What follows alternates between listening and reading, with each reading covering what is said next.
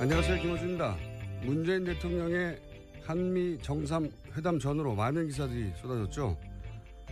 문정인 특보의 발언으로 한미동맹이 위기에 처했고 트럼프가 경로했다는 기사를 필두로 스티브 셰벗 하원 의원의 사드와 주한미군 중 선택하라는 발언의 소개 기사까지 마치 한미 정상회담의 성패는 사드에 달린 것처럼 구는 그런 기사가 넘쳤습니다.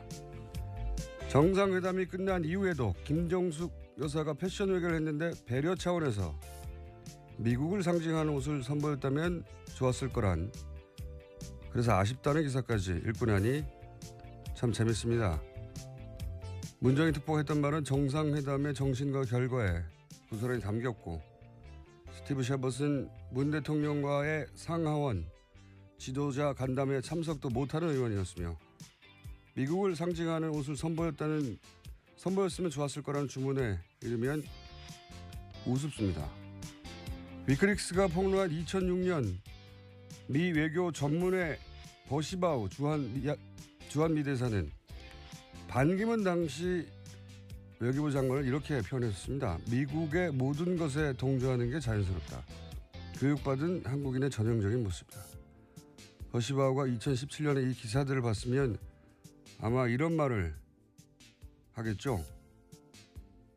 여전하네. 김원준 생각이었습니다. 입니다. 네, 이제 첫 정상회담을 마치고 돌아왔으니까 기사가 많이 쏟아졌겠죠. 네, 문재인 대통령 방미 마지막 날 미국에서 특파원들과 만나서 소회도 밝혔습니다. 이번 회담에서 한미동맹의 굳건함을 확인하고 정상 간의 우위와 신뢰를 쌓았다, 이렇게 평가했습니다. 또 한국이 남북대화를 주도해야 한다는 것도, 사드 배치에 민주적 절차가 필요한 것도 트럼프 대통령과 미국 정부가 당연한 주장으로 받아들였다라고 밝혔습니다. 동포 간담회에서도 미국에 와서 한국의 위상이 달라졌음을 확인했다고 말했습니다. 그렇군요. 뭐 본인이 한 회담이니까요. 네, 잘했다고 해야죠. 이건 당연한 이야기고, 실제 회담이 어땠는지는 저희가 오늘 2부에서 미국에서 교민들의 반응, 그리고 국내 전문가와 함께 얘기를 나눠보겠습니다. 자, 관련 뉴스들이 참 재밌긴 했어요. 뭐 예를 들어서 옷 이야기, 그 기사 보셨어요? 네, 봤습니다. 굉장히 재밌는 뉴스였어요. 그러니까 미국을 상징하는 옷을 입고 갔으면 좋았을 거라, 이런 기사잖아요. 예. 네, 베스트 댓글에서 그럼 일본 가면 기모노를 입어야 되냐, 이런 식의 이야기들도 있었습니다. 그러니까 이게 잘못된 인식이죠. 배려해야 하는 쪽은 먼 길을 온 손님을 맞이하는 집주인이 배려하는 거죠. 예. 손님이 집주인 마음에 들려고 그 나라 옷을 입고 간다는 게 말이 되나요? 미국 상징 옷은 뭔가요? 리바이스 폴로 이런 거죠. 예. 리바이스 폴로 셔츠 입고 양키즈 모자를 쓰고 갔어야 한다는 건지. 미국 중심 사고, 미국이 잘 보여야 한다는 이런 식을 하니까 이제 그런 발상이 나오는 거죠. 큰 문제 의식 없이 그런 기사를 썼을 텐데. 네, 오히려 미국에서는 우리가 입은 옷이 예쁘다면서 칭찬을 하자 오히려 김정숙 여사가 전해주기도 했던 일이 있었죠. 뭐 그게 너무 당연한 것 같은데, 한복 입고 간 것을 보고 미국을 상징하는 옷을 입고 갔으면 좋았을 거라고 하는 상상을 한다는 게, 그리고 그 기사를 쓰고 그게 이제 데스크를 통과한다는 게 전 너무 웃깁니다. 예. 우리가 그만큼 미국에 잘 보여야 하고 미국이 어떻게 생각할까 관점에서 사안을 본다는 거죠. 바보같이. 자, 다음 뉴스는요. 네, 문재인 대통령 이번 한미 정상회담을 통해서 북핵 문제와 통일 논의의 주도권을 확보한 성과를 거뒀다라는 평가를 받습니다. 하지만 한미 FTA 재협상과 방위비 분담금 문제가 공론화된 것이 과제로 남게 되었다라는 평가도 있습니다. 이건 이제 트럼프 대통령이 사실은 본인의 대선 과정 중에 끊임없이 반복해서 제기했던 문제죠, 이게. 예. 그래서 또 한 번 언급을, 사실은 합의문에는 없는데 공동성명, 이제 합의문 공동성명 발표하기 전에 자국 언론을 향해서, 자국 국민들을 향해서 광을 판 거죠. 예. 그렇다고 저는 보여지는데, 이게 합의가 되지 않은 사항이었다는 거는 이제 같이 갔던 김경수 의원이 비하인드 스토리로 SNS에 페이스북에 올리면서 드러나게 됐죠. 예. 네, 한미 공동성명 발표가 7시간 지연됐는데 그 당시의 이야기를 자신의 페이스북에다가 썼습니다. 7시간이 7년 같았다라는 건데요. 한미 공동성명은 대통령 스스로 높게 평가할 정도로 심려를 기울인 작품이고 그 과정에서 해프닝도 있었다라고 이야기했습니다. 문재인 대통령은 공동성명이 발표된다는 걸 전제로 언론 발표문 작성했는데 그렇기 때문에 공동성명에는 우리 요구가 충분히 담겨있기 때문에 언론 발표문에는 원론적인 언급만 했다고 밝혔습니다. 반면에 트럼프 대통령은 공동성명에 담겨있지 않은 한미 FTA 재협상을 포함한 여러 가지 문제들을 구체적으로 언급했는데 언론이 언론 발표문만 기사로 써내고 있어서 공동성명 발표가 늦어진 거에 대해서 애가 탔다라는 이야기를 했습니다. 그렇군요. 7시간 그 사이에 이제 트럼프 대통령이 FTA 얘기를 하고 그랬던 거죠. 근데 이제 발언 내용도 사실은 전혀 사실관계가 맞지 않았어요. 예, 트럼프 대통령이 뭐라고 그랬냐면은 만료됐다고 말을 했죠. FTA가. 네, 재협상을 이제 시작해야 된다. 시기가 끝났다라는 식이었는데요. 만료됐고 그게 벌써 2주 전에 만료됐고 FTA는 만료되는 게 아닙니다. 일종의 가짜 뉴스죠. 네, 본인 입으로 말했는데 만료됐고 재협상도 시작됐고 둘 다 사실관계가 틀린 이야기고 그리고 FTA 발언한 것에 대해서 우리나라에서는 우리 언론들은 이제 뭐 한미 동맹을 굳건해야 한 대가로 FTA를 내줬다 이런 식으로 그 정상회담의 성과가 이제 그 성과도 있고 숙제도 있고 이렇게 마치 냉정한 듯이 그렇게 말하는 것이 객관적인 듯이 말하나 실제 미국 언론들은 이 FTA 발언에 대해서 비판이 많아요. 네. 네, 뉴욕타임스가 현지 시각으로 1일에 이런 보도를 했는데요. 중국으로부터 사드와 관련된 집중 보복을 당하고 있는 한국은 트럼프의 무역 강경책에 놀라고 있다라고 했습니다. 또 미국의 대한무역 적자가 지난해 270억 달러에 달했지만 2011년 그러니까 한미 FTA 발효 전에는 그 2배가 넘었다라고 지적했습니다. LA타임스도 비슷한 보도를 했는데요. 한미 FTA 재협상은 북핵 문제로 민감한 시기에 동맹국을 도발하는 것으로 비칠 수 있다라고 비판했습니다. 로이터 통신 또한 무역 불균형 문제를 매우 거칠게 트럼프 대통령이 제기했고 이런 공개적인 불만 토론은 현명하지 못하다라고 평가했습니다. 이게 사실은 뭐 이런 얘기죠. 그 사드로 미국이 전략적 이득을 얻었으면 사드 때문에 중국의 경제 보복을 당하는 한국이 그러면 안 된다. 한국이 그러면 화가 나거나 아니면 이거 결례라고 생각하거나 뭐 그렇게 생각하지 않겠냐. 이런 말을 우리 언론이 해야 되는 거예요. 우리 언론이 아니 사드 배치로 자신들이 전략적인 이득을 얻었으면 중국과 지금 굉장히 경제보복 때문에 힘들어하는데 그러지 말라고 우리 언론이 백업해 줘야 되는데 우리 언론은 그러지 않고 미국 언론이 이러고 있는 겁니다. 우리 언론이 미국보다 더 미국적인 거예요. 네. 심지어 미국 온라인 매체인 복수에서는 트럼프 대통령이 무역 적자와 재정 적자를 헷갈려서 거꾸로 말했다라는 지적도 했습니다. 그런 얘기 했죠. 네. 지금 무역 적자 때문에 우리가 20조 달러의 적자가 생긴다고. 근데 이게 20조 달러는 재정 적자고 무역 적자는 5천억 달러밖에 안 되거든요. 네. 그래서 이 매체 복수는 아마도 CNBC인가요? 거기서 나온 보도를 받아 쓴 걸 거예요. 거기서 그 휴밀리에이팅 아주 창피한 실수를 한국 대통령 앞에서 우리 대통령이 했다. 이런 식으로 보도를 했죠. 무역 적자와 재정 적자도 구분 못하는. 그러니까 FTA가 끝났다는 말도 사실관계가 틀린 얘기지만 2주 전에 만료됐다고. 그러면서 예를 든 것도 사실관계가 전혀 다른 거라 미국 내에서는 하여튼 비판받는 얘기입니다. 그럼에도 불구하고 어쨌든 FTA 얘기를 하긴 하겠죠. 네.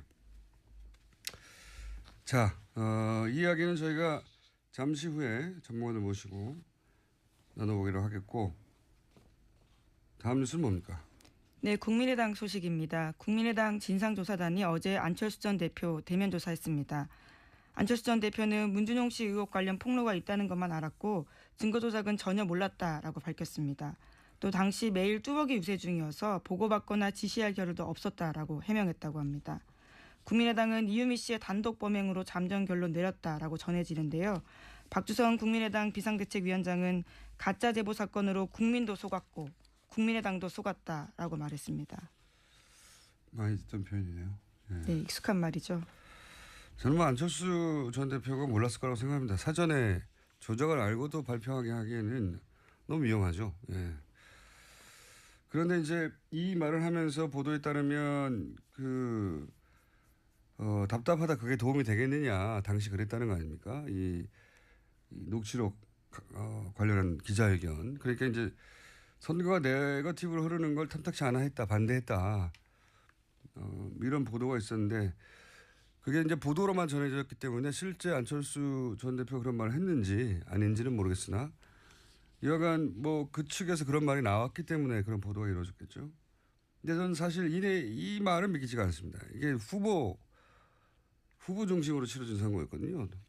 정당이 탄생한 지 얼마 안 돼서 조직이 아니라 선거를 나흘 남기고 이제 결정적 녹취록 그 선거 내내 그 소위 공격하던 포인트인데 그게 이제 녹취록까지 나와서 기자회견을 해요.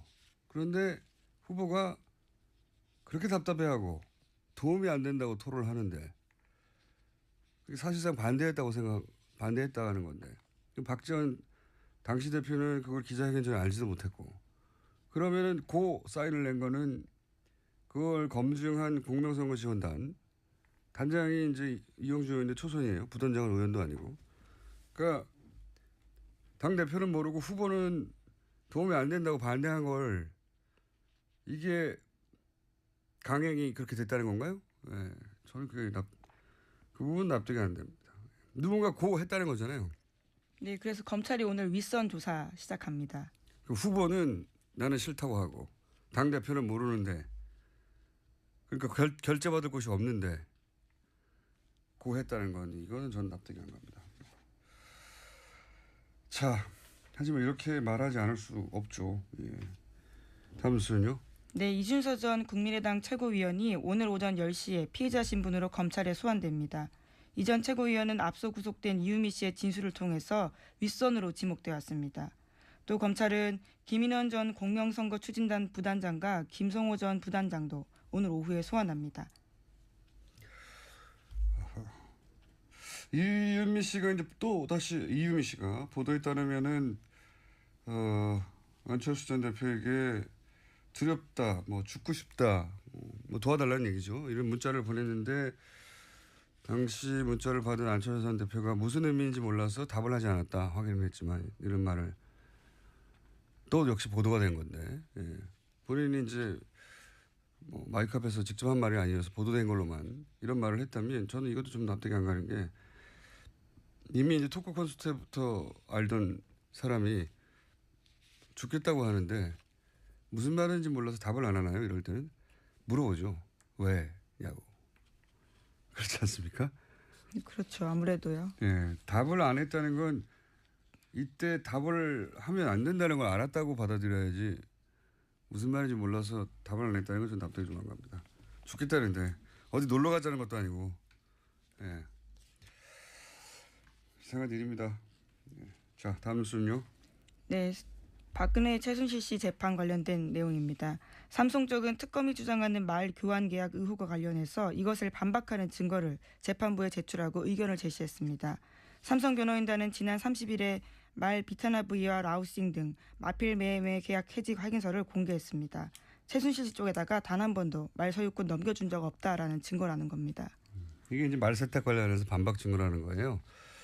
간단하게 말하면은 소유권이 최순실에게 넘어갔으므로 비밀계약서 드러난 비밀계약서상 이것은 뇌물이다 이렇게 특검이 얘기를 한단 말이죠. 거기에 대해서 삼성이 한 일이 뭐냐 이게 이제 이 기사를 보면 대체 뭘 말하는지 잘 몰라요.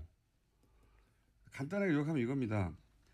자기들이 그때 팔았던 매매 계약을 해지해서 돌려받았으니까 이걸 봐라. 원래 내 거니까 돌려받았지 않겠냐.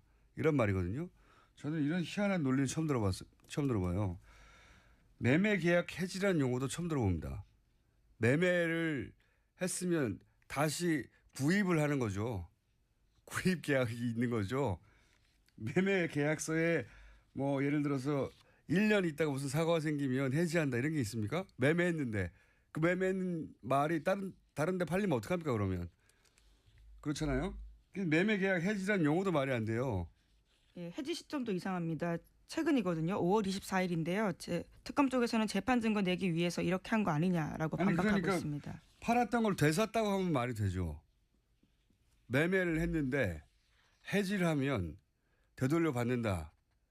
이게 말이 안 되잖아요. 매매를 했으면 그 말이 거기 없을 수도 있어요. 그렇지 않습니까? 자기 마음대로 할 수 있는 거죠. 샀으니까 그쪽 산 쪽에서는. 매매 계약 해지란 단어는 매매를 계약하는 체결 당시에 완전히 도장 찍기 전에 혹은 도장 찍은 직후에 무슨 사안을 가지고 해지하거나 말거나 하는 거죠.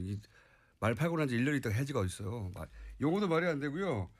이걸 돌려받았다는 게 자기 소유권을 인정받는 게 아니죠. 소유권이 넘어갔다가 샀다고 할 수는 있죠. 재구매. 그러니까 그 사이에 무슨 일이 있었는지를 입증하는 증거가 아니에요. 당연히.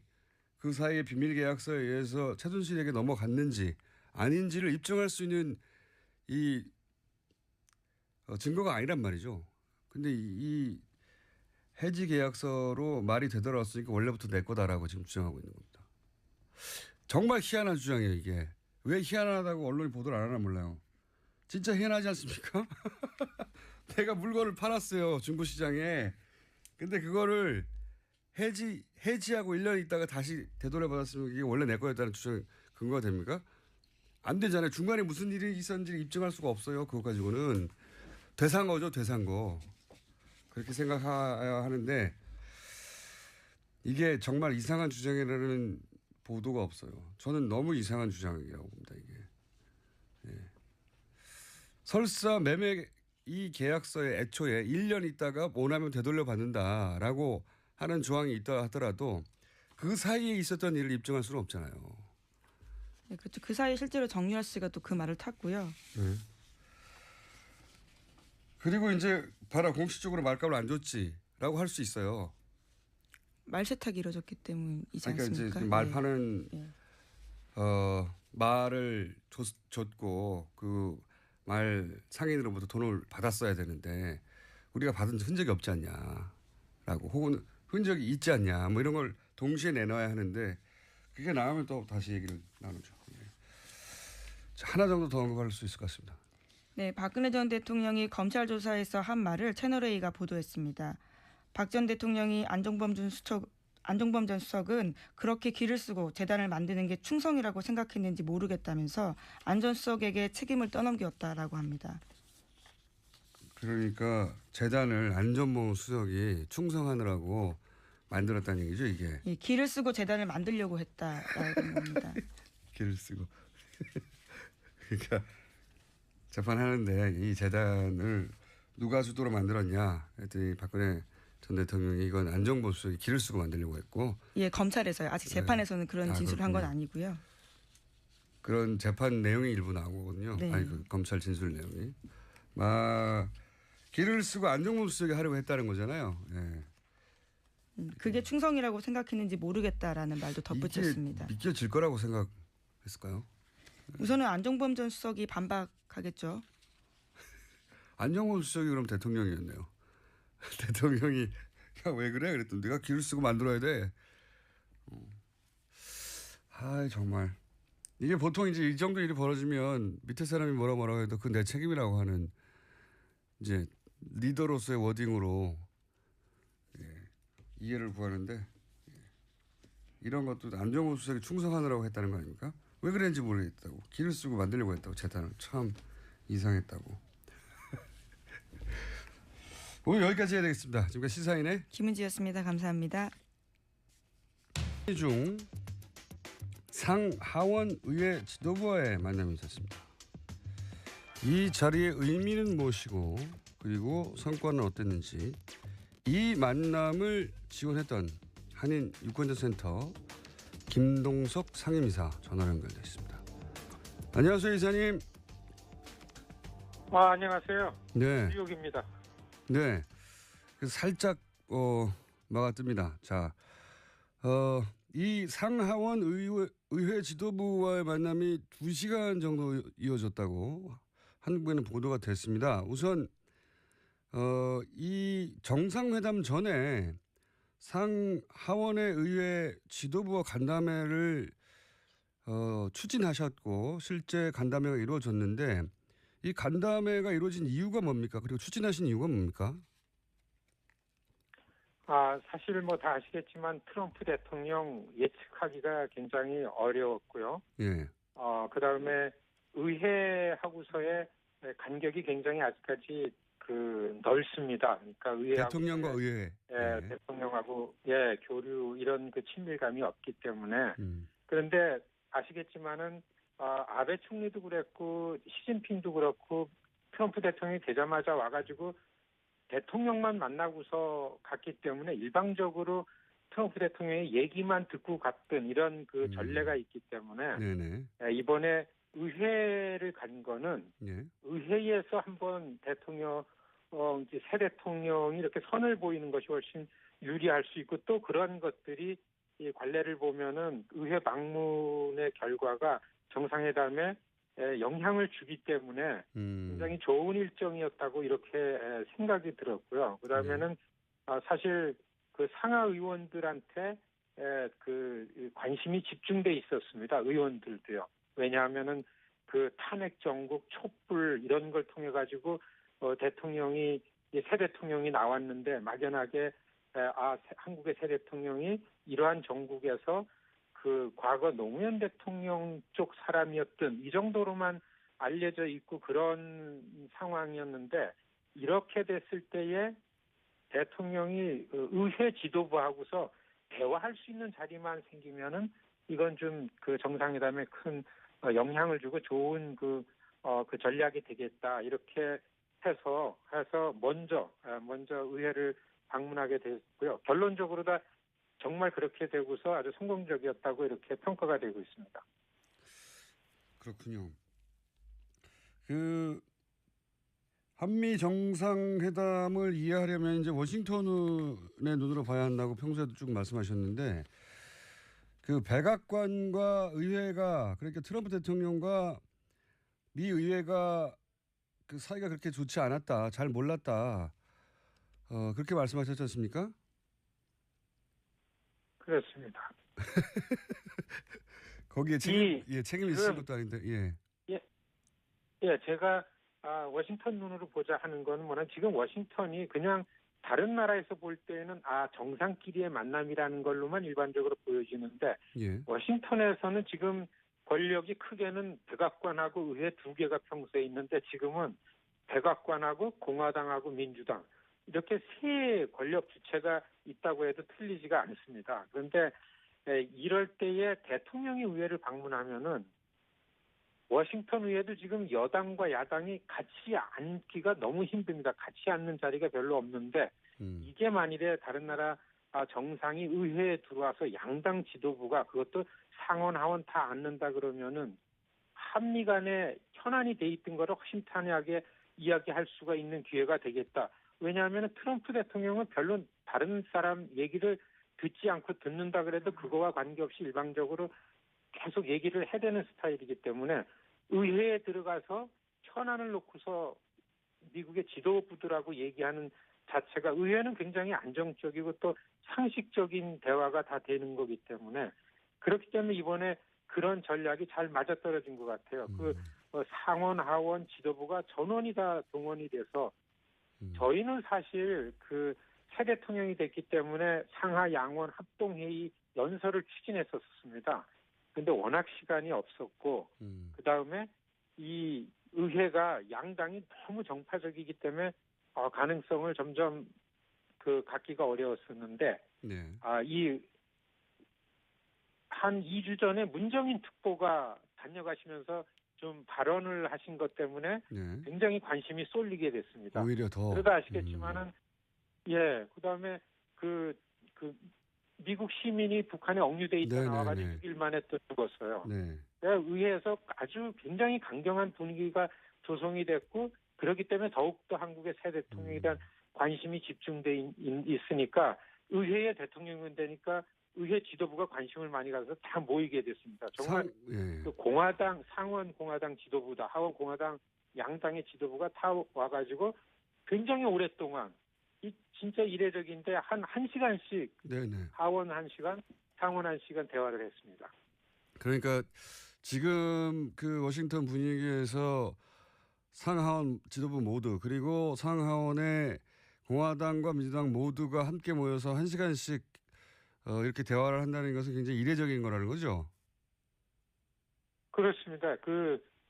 그리고 대통령한테 질문이 한 20여 개 이상이 쏟아진 질문을 굉장히 차분하게 다 받아내고 그 결과가 특별히 하원 의장이 그 문재인 대통령하고 간담회 끝난 다음에 상원도 다 끝난 다음에 그 내용을 종합해서 그 성명을 낼 정도였었습니다. 안심해도 되고 우리가 갖고 있던 그런 생각이 아니고 이 새 대통령하고 한미 관계가 탄탄하다는 거를 이런 것들을 우리가 확인할 수 있었다라는 내용이 이제 그 이튿날 예정된 정상회담 쪽에 이렇게 전달이 된 거죠. 그렇군요. 그렇기 때문에 네. 이사님은 이제 의회 방문이 성공적이라고 보시는 건데 그러면 어떤 걸 물었고 어떻게 답했길래 성공적이라고 보시는 겁니까? 그 정상회담 준비하는 과정에서는 어떻게 해서든지 사드 문제는 현안으로 얘기하지 않기로 이미 준비가 돼 있었습니다.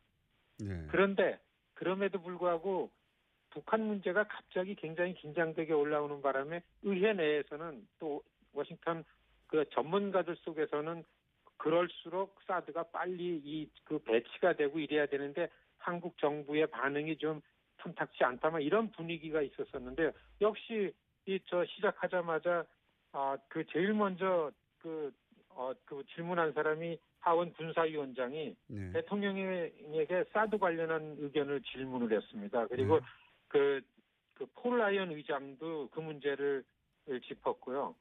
그다음에 상원의 린지 그레이엄이라는 의원도 그 사드 관련한 짚었습니다. 그런데 문재인 대통령의 답변이 이 국민들을 납득하는 거는 민주주의 방식인데 촛불도 미국식 민주주의에 의해서 촛불 국민이 직접 참여해가지고 대통령이 된 난데 이런 절차적인 면이 분명히 있다라는 걸 알고 사드가 합의된 사항인데 번복할지도 모른다는 의구심은 갖고 있지 않아도 된다. 이런 질문에 오히려 맥손베리라는 하원 군사위원장입니다. 이분 별로 이런데 안 나오는 분인데 그거를 알고서 그렇게 입장을 가져주고 설명이 고맙다라는 땡큐 커멘트도 할 정도고 그랬고요. 그다음에 개성공단에 관한 문제도 나왔고 평창올림픽을 북한을 초청했는데 그게 북에다가 좀 좋지 않은 시그널을 주는 거 아니냐 이런 질문도 나왔고서요.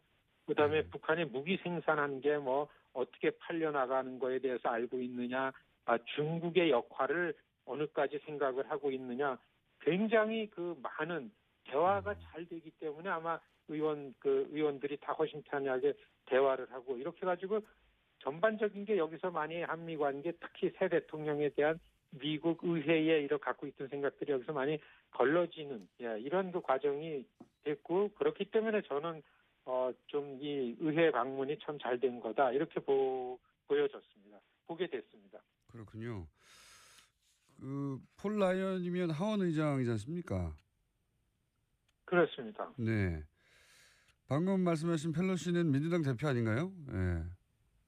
네, 그러니까 하원에서는 폴 라이언 의장이고 넘버원이고 민주당 쪽에 낸시 펠로시가 대표고 그다음에 케빈 메카티라는 공화당 대표도 참가했고요. 스탠리 호이어라는 민주당 원내대표도 참가를 했고 그다음에 에드 로이스 외교위원장, 엘리엇 앵겔이라는 민주당 외교위원회 간사, 군사위원회 위원장 간사, 그다음에 상원에서는 미치 매코넬이라는 대표요. 그다음에 민주당 대표인 찰스 슈머.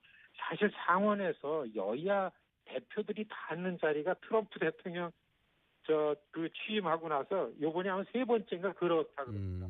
그좀 자기네들끼리도요.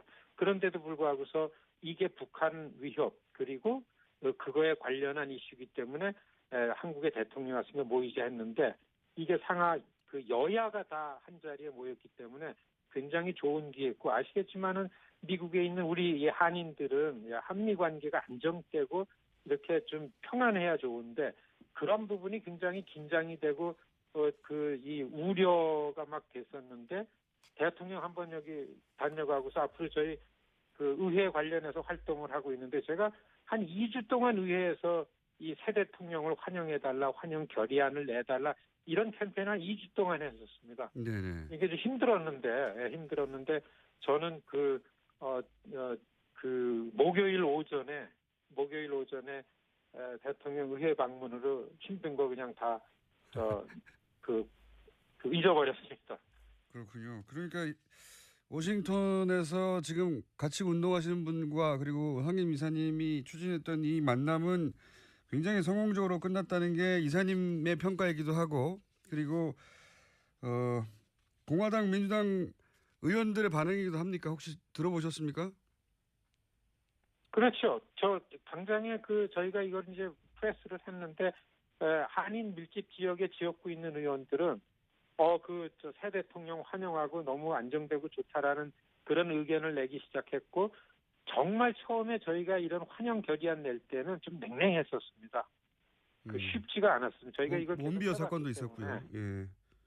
그렇죠. 아주 북에 대해서는 그리고 한국의 새 대통령이 북에 대한 안보적인 유연성을 강조한다 했기 때문에 더 긴장이 됐었는데 그걸 했기 때문에 아마 정상회담에서 그 북한 관련해서 지금 한국 미디어에서 평가되는 게 훨씬 더 유연성, 주도권을 가졌다라는 게 틀리지 않고 그럴 수 있었던 거는 의회에서 이미 이 대화를 통해 가지고 의회 지도부들이 다 이해됐기 때문에 그렇게 되지 않았나 그렇게 생각됩니다. 알겠습니다. 그리고 이제 초반에 화제가 됐던 게 이제 방문의 첫 일정이 장진호 전투 기념비 방문이어서요. 저희 국내 언론에서는 미국 그 해병대 홈페이지의 반응을 보고 이 장진호 전투 기념비가 해병대 사이에서는 큰 반향을 불러일으키구나 정도로 보도가 됐는데 미국에서 보시기에는 어떻습니까? 이 장진호 전투 기념비를 방문한 것이 실제 워싱턴에 어떤 일정 정도 영향을 미쳤습니까? 아니면 이건 그냥 해병대 정도의 반응인가요? 사실 이번에 대통령 방미 직전에 인도 나렌드라 총리가 이틀 왔었습니다. 네.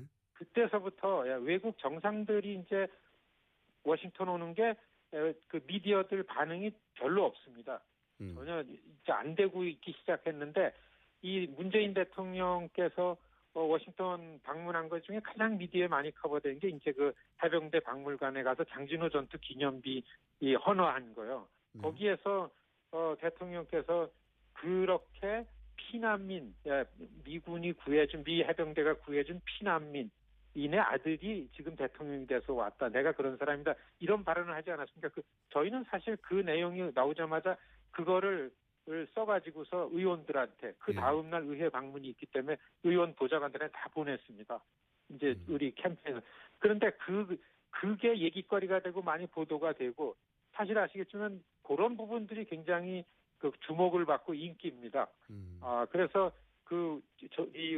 마침 우리 지역구에 있는 하원 아주 거물급인데 저희한테 이메일 보내는데 이런 스토리가 있었구나라고 하면서 나는 한국의 새 대통령을 미국이 환영을 하고 왜냐하면 이런 발언들을 그 의회 기록물에 남기려 그런다 이런 그 대답도 받고 그럴 정도로 그 해병대 기념비 장진호 전투 기념비 방문한 거는 굉장히 잘하고 아주 그 신선하게요. 굉장히 그 말씀을 잘하신 거 아닌가 이렇게 보여집니다. 알겠습니다. 마지막으로 한 가지만 더 질문드리겠습니다. 이건 이제 이사님께 듣고 싶은 이야기들은 이제 국내 언론에서는 커버하지 못하는 현지에서의 분위기를 제가 듣고 싶어서 그런 건데 이번 방문이 현지 교민들에게는 이 정상회담이 어떤 의미를 가졌습니까? 말씀하신 그런 결과가? 사실 미국의 한인 교민들은 어떤 분이 대통령이든 하여튼 미국에 찾아오면은 이게 사실 시집 온 사람들의 친정 부모가 오는 것 같은 그런 느낌이지 않습니까? 그렇기 때문에 누가 오든 많이 환영을 하는데 이번에는 자발적 환영대가 진짜 많았습니다. 이전에는 한국의 새 대통령이 온다 그러면은 네. 공관에서 이렇게 선정된 사람들이 모여서 있는데 그렇군요. 이번에는 워싱턴인데도요. 전국에서 그냥 그 비행기 타고 서로에 뭐 받건 안 받았건 지나다니는 이런 길에 이렇게 현수막 누가 보면 진짜 뭐 관제 환영 인파처럼 절대 그럴 겨를이 없을 텐데 그래서 그리고 또 이런 게 있습니다. 교민들도 그렇겠지만은 미국 정치인들이 가장 긴장을 하고 겁먹는 거는 문재인 대통령이 국민 지지도가 높다는 겁니다. 트럼프 대통령하고 계속 비교를 하는 거예요. 예. 그런데 한국은 국민이 직접 탄핵을 하지 않았습니까? 지금 한쪽으로는 트럼프 탄핵 얘기가 나오지 않습니까? 예. 그렇기 때문에 국민 지지도가 높은 대통령이라는 것 때문에 아마 의회 방문했을 때 의원들이 이렇게 되게 무게 있게 지도부가 다 동원이 되고 그랬던 걸로 비춰주고 이전의 관례를 비교해 보면은 그런 이유가 분명히 있다고 보여집니다. 알겠습니다. 오늘은 여기까지만 듣고요. 저희가 조만간 다시 한번 시간을 마련해서 교민들 이야기도 좀 자세히 들어보고 싶습니다. 오늘은 여기까지 하겠습니다. 오늘 말씀 감사합니다. 네, 안녕히 계십시오. 네, 미주 한인 유권자센터의 김동석 상임이사였습니다.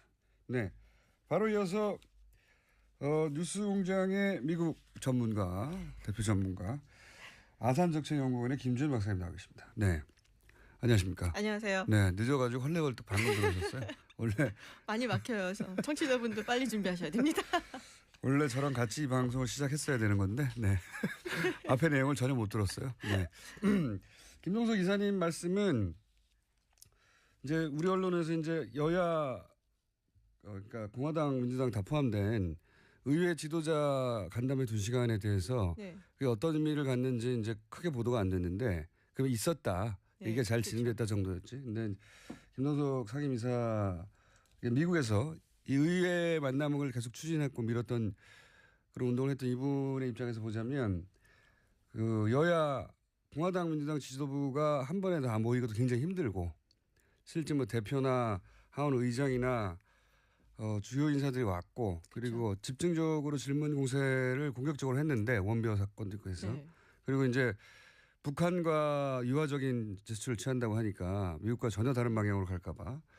근데 실제는 굉장히 답변도 잘 됐고 그래서 대단히 성공적이었다. 미국에서 보기에는 교민들이 보기에는 그 부분부터 똑같이 평가하십니까? 네, 저도 굉장히 좋았던 것 같고 일단 모였던 사람들 몇몇이 저는 이제 하원도 봤지만 상원이 사실은 외교 안보 쪽은 더 힘이 세거든요. 네, 상원 그래요? 보면은 그러니까 하원은 이제 보통 일반 사람들의 생활을 준비해라. 예산 경제 그렇죠. 문제, 세출 세입 소상공인 그렇죠. 그러니까 이제 인디비주얼 개인들의 어떤 삶을 좀 봐야 되는 거고 상원 좀 거시적인 시각에서 나라를 이끌어라. 외교 안보 같은 것들. 그래서 보면은 맥케인이라든지 밥 코커 지금 외교위원회 이제 위원장이고 미치 메커넬 공화당의 이제 상원 대표. 그래서 다들 많이 모였더라고요. 그래도 한 자리 라이언은 넘버원 아닙니까 사실 차기 주자. 라이언이 하원에서의 하원 의장으로 이제 넘버원이죠. 그렇지만 아니 차기 주자로도 넘버원 아닌가요? 차기 주자로도 얘기가 나왔는데 몸이 좀 아프다는 얘기를 들었어요. 저는. 그래갖고 그런 디테일한 것까지. 어쨌든 유력 인사들이죠 다. 그럼요. 정말 유력 인사들이고. 근데 구체적인 대화 내용 일부만 나왔는데 제가 그 자리에 있었던 사람한테 간접적으로 들었는데 투표를 굉장히 잘했다. 잘해서 자기가 깜짝 놀랐다. 근데 깜짝 놀랐다고 하는 부분의 평소 실력이 약간 의심스럽긴 하지만 대답을 굉장히 잘했다는 평가를. 예전 분하고 비교해갖고 깜짝 놀란 건 아닌지. 저는 CSIS 그걸 봤었거든요. 나중에 우리가 계속 저희 방송에서 욕했던 마이클 그린 친일파 이러면서. 이렇게 친밀한 그러니까는 문재인 대통령한테 굉장히 친근한 청중은 아닌데 CSIS 연설을 하고 그다음에 Q&A가 있었어요. 질문하고 응답. 연설 아주 좋았어요. 저 연설까지는 봤어요. 연설도 좋았고 그다음에 이제 응답하는데. CSIS는 외교 안보 미국 싱크탱크. 그렇죠. 워싱턴에서 넘버원이라고 하는 그래서 대통령이 직접 갈 정도에. 그럼 친일파라고 제가 계속 뭐라고 했던. 거기 예. 일본에서 돈을 많이 대니까 그렇죠. 거기 예. 이제 돈을 많이 받으면 출입가 돼요. 아니 뭐 돈 주는데 어쩌겠어요. 그러면은 어쨌든. 근데 질의응답을 한 4개 정도 했던 것 같아요. 예. 근데 뭐 답변 굉장히 잘하셨고 그리고 이거는 이제 사전에 준비된 거는 분명히 아닌 것 같은 게 몇 번 자꾸 물어보셨어요. 뭐라고요? 잠깐만요. 기다려봐요. 그리고는 질문이 사전 준비된 게 아니었다. 통역도 당황해갖고 이제 프로페서 문재인이라는 프로페서 문재인이라고 했습니까? 키스를 하기도 했고. 근데 제가 대부분 프로페서가 오는 자리니까 거기가. 근데 아니 문정인 특보하고 이제 헷갈린 거예요. 그렇군요. 예. 그리고 그래서 제가 그 예전에 그 박근혜 전 대통령 때의 그 클립을 다시 한번 봤어요. 그래서 그거는 이제 딱 준비된 티가 좀 많이 나더라고요. 질문을 미리 받아갖고. 국내에서도 기자들이 청와대 안에서도 준비된 질문 아니면 안 하는데 거기까지 가가지고서야 뭐. 그렇죠. 그래서 글쎄 뭐 응답이 굉장히 좋았어요. 제가 듣기에는. 그리고 굉장히 강력하게 이야기를 했고 뭐 여러 가지 이제 미국 측에서 특히 이제 CSIS 같은 그런 보수적인 성향을 가진 곳에서 보기에 약간 미심쩍다. 뭐 이런 부분에 대한 얘기를 굉장히 단호하게 대답을 잘 하셨어요. 본인이 보시기에. 네. 이건 어떻습니까? 제가 이제 장진호 저는 개인적으로 굉장히 성공적인 출발이고 상징적인 출발인데 미국의 해병대 홈페이지에서 크게 반응하는 거 위에 그리고 지금 제가 방금 김동서 상임이사를 통해서 들은 이야기로는 미국 쪽 반응이 좋다 현지에서 이 정도 얘기밖에 나오지 않아서 저는 이 첫 출발이 나머지를 부드럽게 풀어가는데 굉장히 중요한 역할을 했다고 생각하거든요. 평가를 좀 해주세요. 저도 굉장히 인상적이었고 연설이 또 굉장히 좋았잖아요. 그러니까 문재인 대통령의 강점이 그건 것 같아요. 그 조곤조곤 사람을 감동시키는 게 있어요. 미국 사람들한테 먹힙니까 이게? 그럼요. 굉장히 진정성. 또 요즘 같은 시대는 얼마나 먹히겠어요. 자기 대통령이랑 좀 이렇게 비교를 해보면. 자기 대통령과 비교. 그리고 이렇게 뭐랄까 좀 이게 이제 대통령이 가갖고 어떤 정책적인 이야기를 하는 것뿐만이 아니라 사실은 우리나라에서의 정상 회담의 데뷔전이다라고 얘기하는 거는 미국 사람들에게 문재인이라는 사람들을 보여주는 장이거든요. 그래서 그런 면에서 봤을 때 이걸 이제 공공 외교라고 표현을 할 수가 있는데, 공공 외교. 그러니까 굉장히 성공적이었다고 봐요 저는. 그러니까 우리나라 사람들이 그러니까는 오바마 대통령에 대해서 굉장히 좋은 이미지를 갖고 있잖아요. 그 연설 때문이죠. 첫 연설. 그렇죠. 그리고 사실 오바마 전 대통령이 한국한테 굉장히 잘해준 건 없어요. 따지고 보면. 아니 대북 정책은 꽝이었어요. 완전 꽝이었죠. 그리고 가끔가다 뭐 우리나라 교육이 좋다는 이상한 말만 하면 우리 언론에서는 오바마가 우리 교육 시스템을 칭찬을 했대더라. 그러니까 우리 좋아하는 오바마의 것처럼 전략적 인내가 무슨 정책입니까? 그냥 아무것도 무시, 안 하는 건데. 상무시 이거 근데 그냥. 그래서 이미지가 근데 워낙에 좋기 때문에 오바마 대통령이 뭘 해도 그냥 좋아 보이는. 그렇죠. 우리나라로 한정해서 얘기하면 세계적인 인기가 있는 대통령이지만 우리나라 특히 대북 정책에 관해서는 물론 뭐 상대방이 우리 보수 정권이었기 때문에 특히 그 기간 동안 딱히 할 수 있는 것도 많이 없었겠지만 대북 정책은 꽝이었어요. 그럼에도 불구하고 우리가 오바마 대통령 시절에 미국에 대한 어떤 호감도가 굉장히 높았고 오바마 대통령도 굉장히 좋아했고 이게 이제 대통령이 가지는 어떤 공공 외교의 힘이거든요. 그렇죠, 그렇죠. 그런 의미에서 저는 문재인 대통령이 이번에 정말 성공적인 공공 외교를 했다라고 생각을 해요. 공공 외교 그런 용어도 있군요. 공공. 네, 퍼블릭 디플로마시라고 합니다. 영어로. 전문 용어로. 네, 전문 용어로. 이렇게 대중을 상대로 해서 그 이미지를 제고하기 위한 공공외교. 그렇죠. 국가 이미지도 같이 올라가는 거거든요. 그런 차원에서 볼 때는 굉장히 중요한 행사였다. 네. 트럼프 대통령도 이 장진호 연설에 대해서 언급을 했다고. 예, 굉장히 감동적이었다, 뭐 좋았다, 뭐 누가 봐도 사실 감동적이었죠. 거기서 눈물 짓는 뭐 노병들도 있었고 그 드라마 같이 연출이 사실 이렇게 쫙 됐었잖아요. 그러니까 말이에요. 누가 이거 기획했는지 모르겠는데 선수가 있는 게 틀림없어요. 한번 얘기한 적이 있는데. 자, 그 외에 이번 정상회담의 성과 3가지 그리고 남은 과제 이런 얘기를 쭉 해야 되는데 1분도 안 남았네요.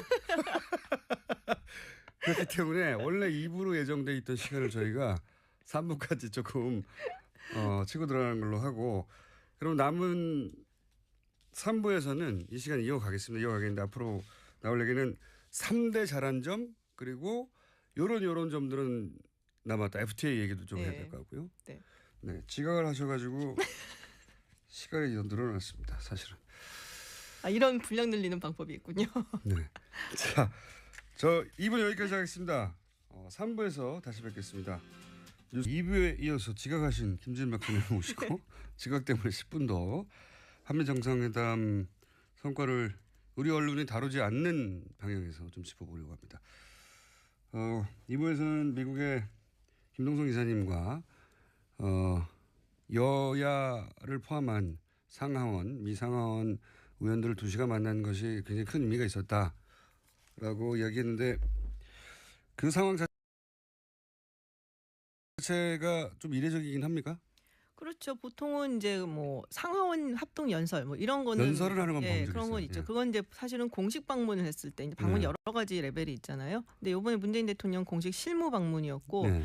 그럼에도 불구하고 합동 연설 해달라는 요청도 사실은 있었어요. 근데 네. 우리 측에서 이제 안 하기로 결정을 했었고, 그래서 개인적으로 좀 만나고 뭐 이런 건 있지만 간담회를 이런 식으로 이렇게 딱 잡아갖고 네. 이렇게 그것도 상당히 이제 지명도가 있는 의원들이 와서 전부 다 총출동을 해서. 네. 2시간 동안 이거는 압박 면접하는. 그렇죠. 압박 면접이죠. 이제 근데 네. 어떤 사람인지 좀 보자 자기들도 뭐 네. 이런 거죠. 그 미국에서는 사실은 의회가 차지하는 위상이 워낙에 크기 때문에 우리가 상상하는 우리의 여의도를 상상하면 안 됩니까? 다르죠. 굉장히 다르죠. 다릅니까? 의회가는 미국 헌법을 보면은 1조가 의회예요. 의회에 관한 거예요. 그러니까 그만큼 제일 중요하다는 국민을 거고. 대표하니까. 예, 그래서 대통령이 그래서 막 맘대로 하기가 조금 어려워요. 의회 권한이 우리보다 훨씬 세군요. 네. 네. 그래서 그 의회를 상대하는 게 이제 중요한 걸 아는 이제 한인 사회에서 의회를 꼭 방문해서 이런 사람들을 만나라고 했는데 성사가 됐고, 그리고 결과는 나쁘지 않다 정도가 아니라 좋았던 것 같고. 자, 그럼 종합적으로 그 박사님이 보시기에 네. 미국에서 공부했고 지금 미국 전문가로 활동하고 계신 박사님이 보시기에 한미 정상회담 잘한 부분 3가지 정도만 꼽자면요.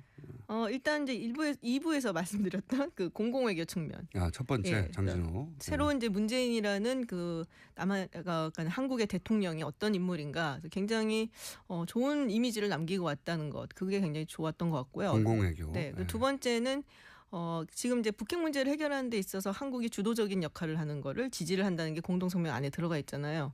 그렇죠. 예. 네, 그래서 굉장히 큰 성과라고 봅니다. 굉장히 큰 성과죠, 그거는.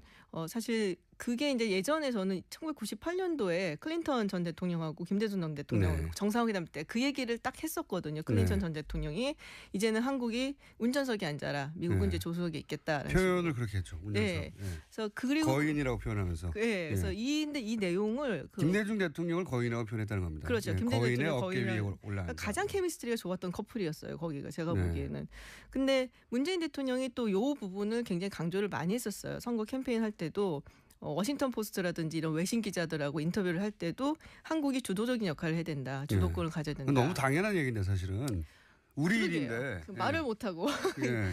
홍길동 정도 아닌데 그래서 그래갖고 그 부분이 굉장히 요번에 얻어냈다는 게 크다라고 저는 보여지고요. 운전석에 앉게 됐다 다시. 네. 지난 10년간은 북하고 미하고 직접 대화는 있었어도 그렇죠. 그렇죠. 그리고 최근 몇 년 사이에는 우리 채널은 없어졌어요, 그냥. 그렇죠. 북한도 아무것도. 얘기를 안 하려고 그랬고 우리랑은. 대화 채널 자체가 없어져 버렸으니까요. 그리고 저는 이게 사실 되게 중요한 게 이번 정상회담이 사실은 미국과의 어떤 관계를 개선한다든지 좀 뭐 좋게 한다든지 물론 이런 것도 중요하지만 국내적인 메시지를 던지는 게 훨씬 더 크다고 봤어요. 그러니까 지금 떠나시기 전에 굉장히 많은 사람들이 우려를 표명한다는 거 많았잖아요. 한미 동맹이 위기에 처했다. 예, 그리고 미국이 혹은 트럼프 대통령이 경로했다. 뭐 이런 예, 그래서 뭐 문재인 대통령이 이제 후보 시절에도 불안하다라는 얘기들을 많이 이제 보수층에서 안보 문제에 했는데 있어서. 뭐 밑도 끝도 없이 그냥 불안하다라는 얘기를 굉장히 많이 했기 때문에 이번에 가서 트럼프 대통령한테 혼나고 올 거다라는 식으로 이제 막 그렇죠. 자꾸 분위기를 만들었단 말이에요.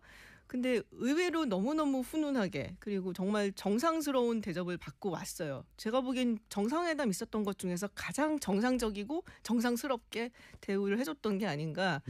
그래서 지금 이제 국내적인 정치적인 메시지로도 한미 관계에 전혀 문제가 없고 동맹 관계도 문제가 없고 안보 문제에 있어서도 굉장히 잘 이끌어 나갈 수 있다라는 메시지를 던졌다는 게 저는 가장 큰 의미가 있는 것 같아요. 미국 정치 지도자들한테는 내가 합리적이고 말이 되는 네. 사람이란 그런 그렇죠. 이미지를 남겼고 국내적으로도 안보 문제에 대해서 태클 걸지 말라는 메시지를 미국 측의 워딩을 그대로 따서 사실은 네. 미국이 이렇게 한대잖아. 우리가 하면 우리가 이 대화를 주도하는 게 맞다고 하잖아라고 하는 항상 사실 우리 보수 측에서는 미국의 인증을 받아와라고 주장하거든요. 미국이 싫어한다. 그렇죠. 미국이 화낸다. 근데 이제 그런 말이 나오기 어렵게 됐다는 점이 또 크다고 보신다. 또 하나는 뭡니까? 세 가지는 해. 지금 3가지 했는데요. 두 가지밖에 기억이 안 나는데. 예. 첫 번째 공공외교. 예. 예. 개인으로서의 매력을 어필했다는 거. 그것도 굉장히 중요하죠. 그렇죠. 예. 세 가지로 치죠. CSIS 방문했던 것도 괜찮았다고 이제 말씀하셨고, 자 이건 어떻습니까? 이어서 나온 이야기가 이제 그 트럼프 대통령이 공동 성명 발표 전에 네. 그 사이에 FTA 만기가 다가온다느니 2주 전에 만기가 됐다느니 다 사실이 아니죠. 그게 만기가 어디 있어요? 그러니까 재협상을 하고 있다느니 다 말도 안 되는 소리인데. 이거 사실 말도 안 되는 소리를 우리 언론이 딱 보도해 줘야 되는데 어쨌든 왜냐면 만기도 없고 2주 전에 효력이 정지됐다는 것도 사실이 아니고 재협상을 하고 있다는 것도 사실이 아니고 사실은 트럼프 대통령이 실제 한미 FTA 내용도 모르고 있다는 거예요. 잘 모르는 것 같고요. 그러니까 5년에 한 번씩 리뷰는 해요. 이게 어느 정도 이제 잘 돼가 있는가 뭐 그런 건 하는데 만기는 아니고 재협상이란 말이 공동성명에는 안 들어가 있어요. 근데 본인이 그런 얘기를 했죠. 리니고시에이팅 하겠다. 뭐 근데 그걸 FTA를 정말로 재협상한다는 어떤 법적인 용어를 쓴 게 아니라 그냥 아는 단어 쓴 것 같아요. 제가 보기에는. 아니 FTA의 내용을 모르는 것 같습니다. 한미 FTA 잘 내용. 모르죠. 예. 잘 근데 모르죠. 자기가 워낙 대선 기간 중에 이제 위대한 미국을 재건하겠고 그러면서 그 외로 한국과 FTA 얘기를 많이 했었고. 네. 네.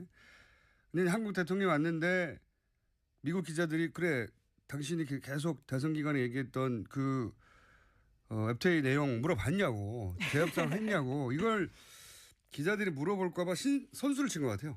그리고 이게 자동차 철강 이야기를 했잖아요. 네. 굉장히 상징적인 거거든요. 그게. 근데 사실 지금 FTA를 보면은 일단은 미국이라는 나라가 FTA를 많이 하는 국가가 아니에요. 그러니까는 사이즈가 제법 있는 경제 국가하고 FTA를 했다면은 이제 나프타하고 우리나라, 호주 뭐 이런 정도거든요. 아니면 뭐 칠레, 뭐 요르단 뭐 이런 나라들이기 때문에 일본도 안 하고 중국도 안 하고 유럽 국가랑도 안 하고 그래서 이제 나프타하고 이제 항미 FTA를 자꾸 치는 거고. 그리고 이게 무역이라는 게 결국에는 경쟁 우위를 가진 제품들을 서로가 이렇게 교환을 하는 거잖아요. 네.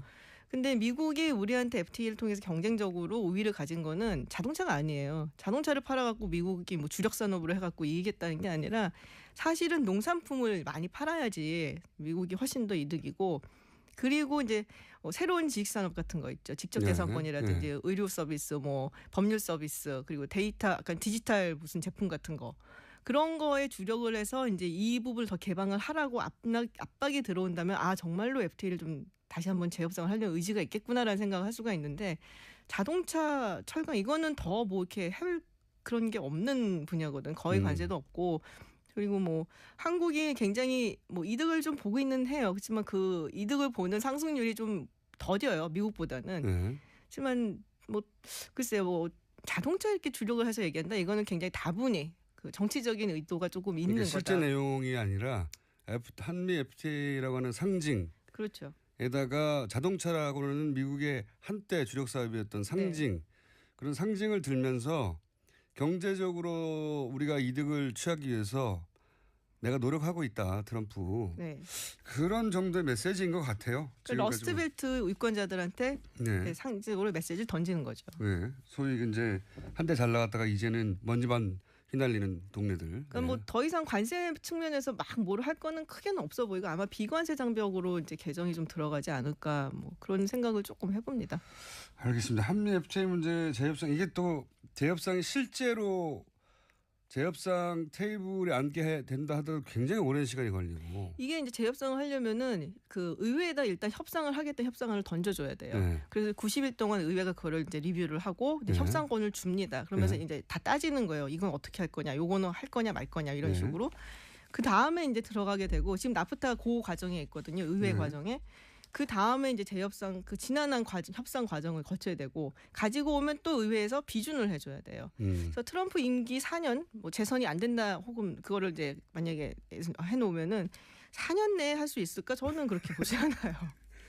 그래서 우리한테 당장 닥친 뭐랄까 눈앞에 있는 어려움이나 위기가 아니다. FTA 문제 같은 경우는. 네. 그렇죠. 지난한 과정이 있기 때문에 의지가 있다 하더라도 호들갑을 떨 일은 전혀 아닌 것 같고 이제 짚어보고 싶은 것은 이걸로 마지막 질문을 대신할게요. 개인적으로 가장 찝찝했던 거는 이 한미일 동맹이라는 저도요. 그러시구나. 네. 네, 저를 전문가로 쳐주십시오. 한미일 동맹이라는 문구예요. 사실은 물론 뭐 트럼프가 요구했겠죠. 한미일 동맹이라는 워딩을. 근데 지금까지는 이제 일본, 미국의 동맹의 하위 동맹 개념이란 말이죠. 그렇죠. 우리가. 그렇다고 생각하면 이건 아베가 원했던 박근혜 전 대통령 그렇죠. 시절에 네.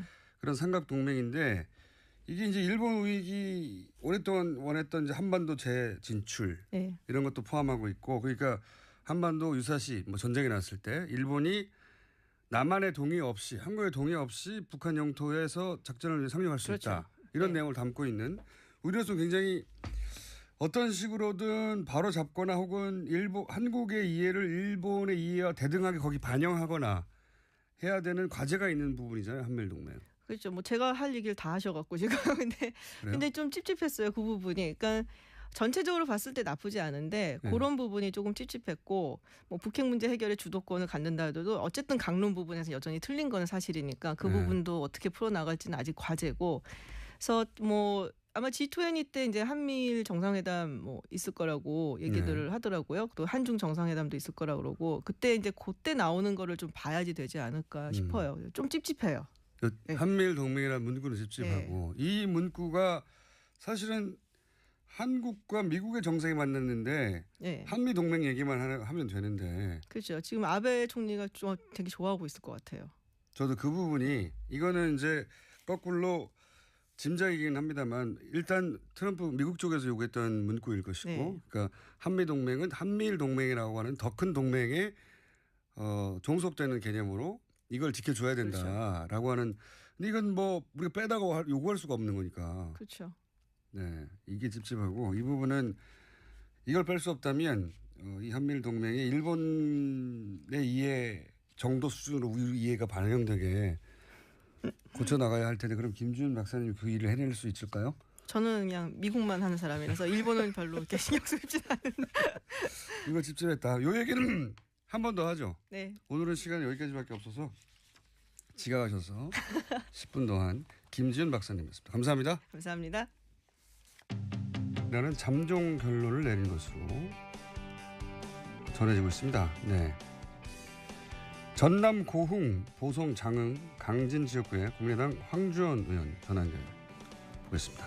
안녕하세요, 의원님. 네, 안녕하세요. 네, 안철수 전 대표의 면담 조사를 끝으로 자체 조사가 마무리된 걸로 아는데, 자 잠정 결론은 이렇게 알려졌습니다. 네. 단독 범행이라고 어떻게 평가하십니까? 그런 것 같아요. 이유미 씨의 단독 범행이었고, 네. 조작한 사실도 네. 윗선에서는 몰랐다, 뭐 이런 것 같습니다. 네. 그런데 그 미디어 오늘에서 네. 여론조사를 했던데 발표를 보면 6월 말 7월 초에 한 건데 단독 범행일 거다라는 국민 여론이 13%예요.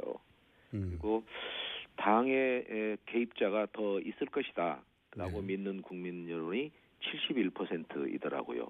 그러니까 일반 국민 여론 민심과 저희의 잠정적인 결론 사이에 상당히 큰 격차가 있습니다. 네. 저는 그래서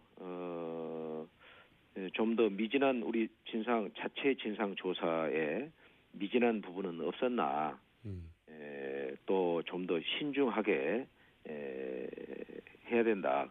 그래서 지금 이제 아마 금명간 입장 발표를 하는 걸로 알려져 있는데 저도 지금 오늘 조금 뒤 10시에 우리 긴급 의원총회가 있습니다. 네. 가서도 이런 얘기를 하려고 그러는데요.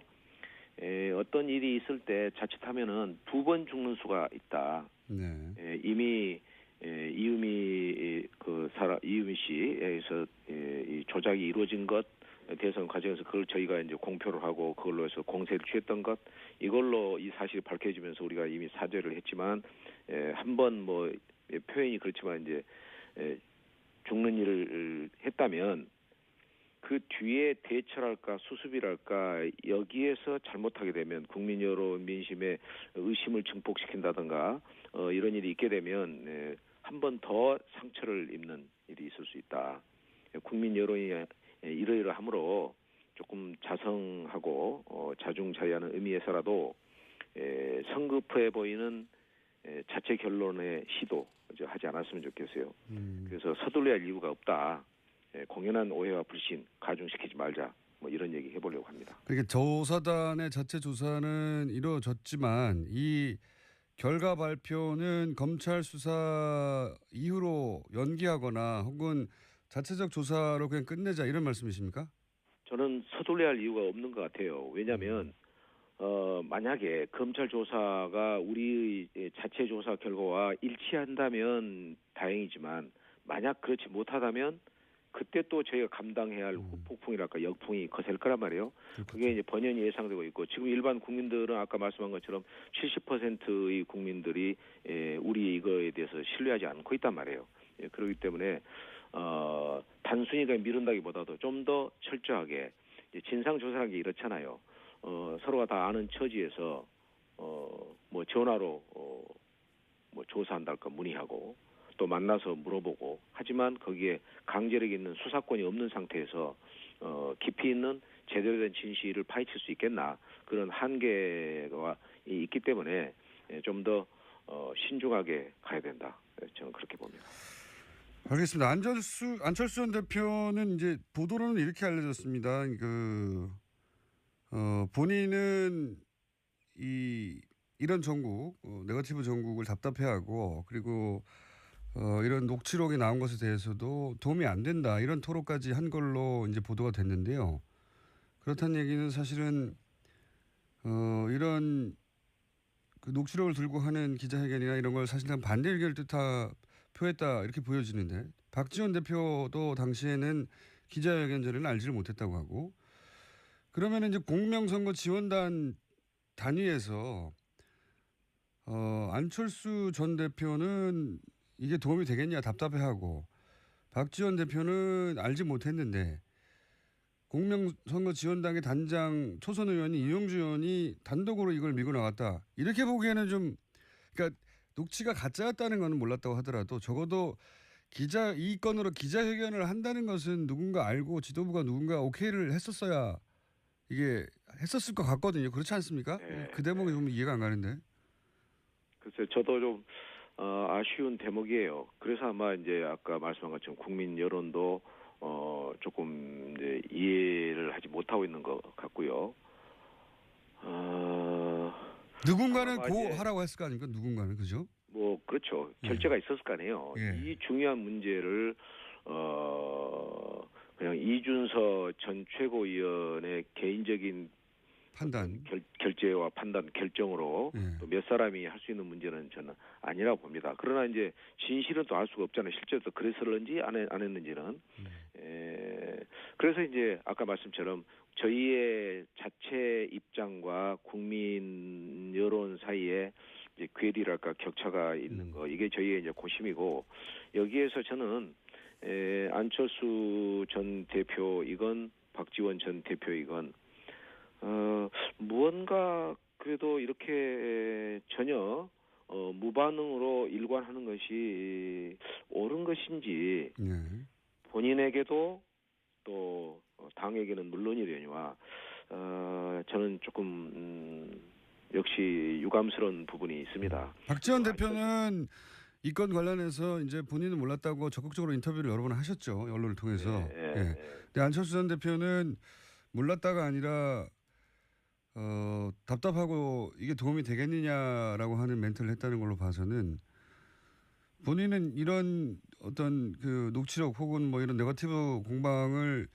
불편해하고 도움이 안 된다 반대했다는 취지로 말한 것 같은데 후보가 반대하는 일을 계속 당에 할 수는 없지 않습니까? 뭐 그런 걸 떠나서 어쨌든 간에 이 일이 이제 일파만파로 이미 커져 있잖아요. 국민적인 공분, 분노가 폭발하고 있는 시점이기 때문에 저는 지금이라도 아주 뭐 짧은 정도의 입장 표명 예컨대 뭐 죄송합니다. 이유 여하를 떠나서 책임감을 느낍니다. 검찰 수사가 완료가 되면 여러분 앞에 서서 입장을 밝히겠노라고 이런 정도의 입장 표명이라도 저는 있어야 한다고 봅니다. 당의 중요 소속원으로서 당의 이처럼 가중된 위기 현실에서 뭐 초연해 있지는 않겠지만 적어도 무반응으로 있는 모습은 아까도 말씀했지만 당은 물론이러니와 본인에게도 결코 이롭지 못할 거라고 저는 생각합니다. 예, 안철수 전 대표의 어떤 발언 타이밍을 이미 놓친 게 아닌가 이런. 좀 실기한 것 같아요. 예. 사건 초기에 이제 바로 메시지를 내고 뭐 두 번째 메시지를 또 내더라도 글쎄. 예, 이제는 뭐 웬만한 발언으로는 수습이 안 되는 상황 아닌가요, 지금? 그런 것 같습니다. 네.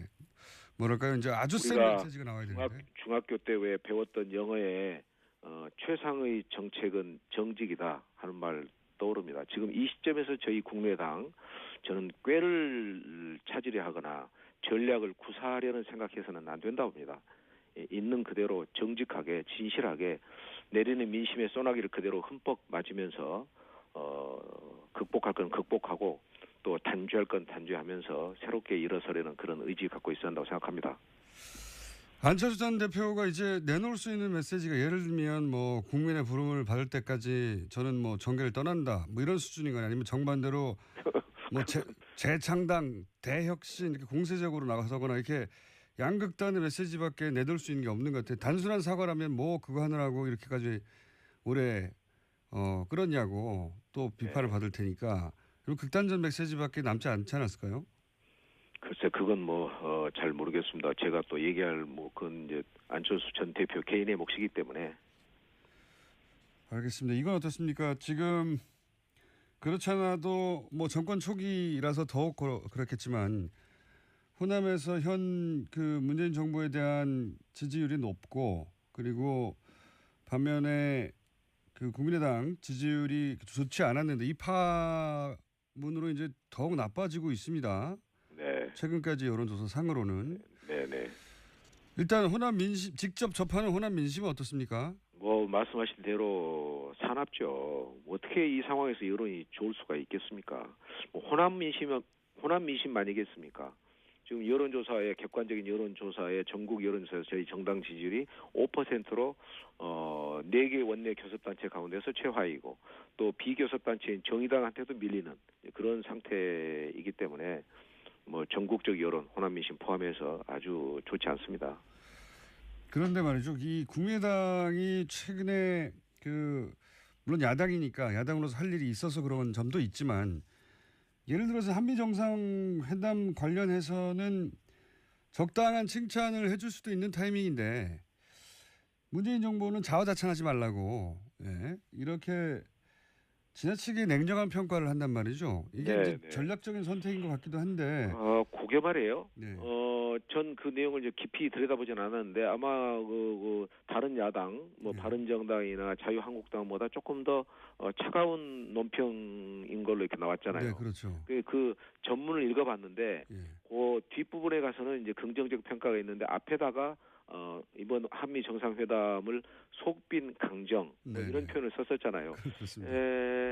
조금 이번 한미 정상회담은 많은 우려를 안고 출발했지만 대체로 성공적인 회담인 걸로 지금 언론에서 보도 나오지 않습니까? 그런 점에서 그건 일부 언론에서 저희 그 대변인이었나 당 관계자의 그 논평의 전체를 그대로 하지 않고 일부만을 따오면서 조금 저희가 그런 데서 오해를 받고 있는 것 같습니다. 제가 이제 국민들의 한 70-80% 이런 높은 국민 지지를 받고 있는 것이고 그것은 의심의 여지가 없는 거예요. 잘하고 있는 거죠. 근데 제 말은 뭐냐면은 이제 물론 논평을 하다 보면 잘한 점도 얘기하고 또 반면에 부족한 점도 얘기하게 마련이긴 한데. 그래서 국민의당이 이제 최근에 일관되게 문재인 정부를 이렇게 공격적으로 또 부정적으로 대하는 전략, 이 전략이 과연 국민의당에 도움이 되는가?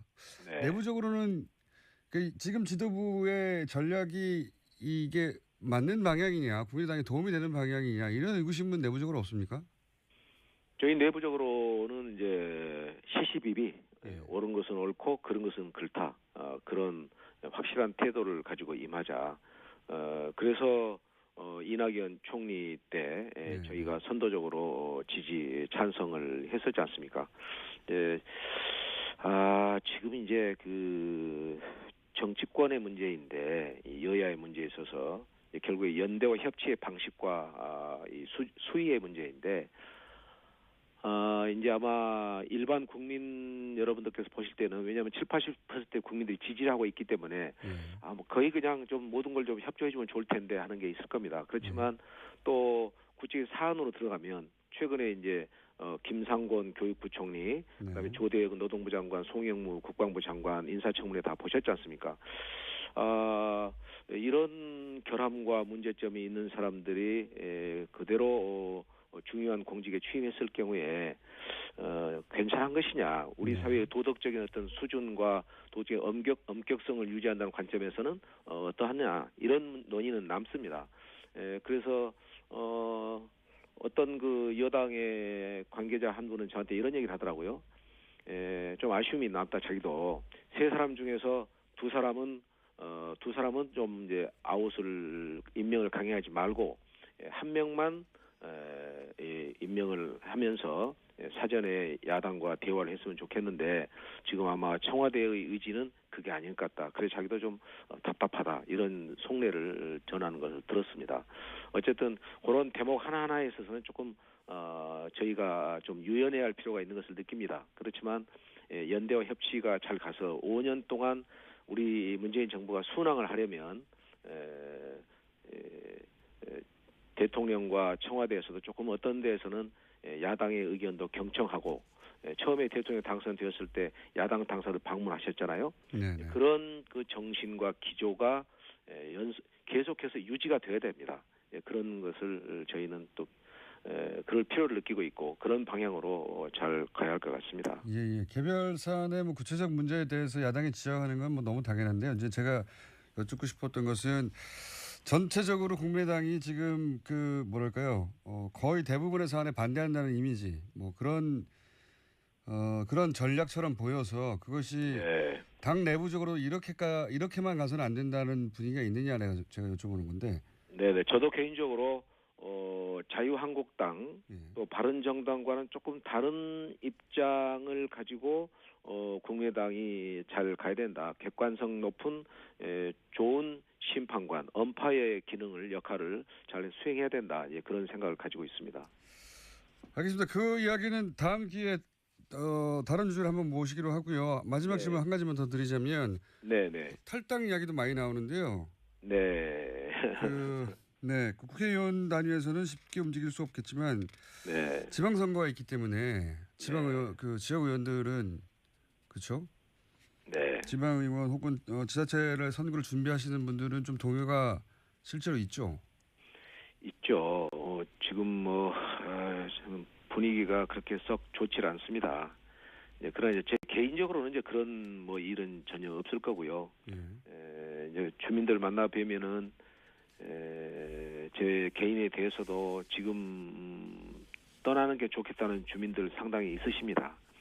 그러나 또 이제 다수의 당원들과 지지자들은 그렇게 가볍게 아직 처신하지 말고 이 일을 잘 마무리해라. 그리고 새 출발해야 된다.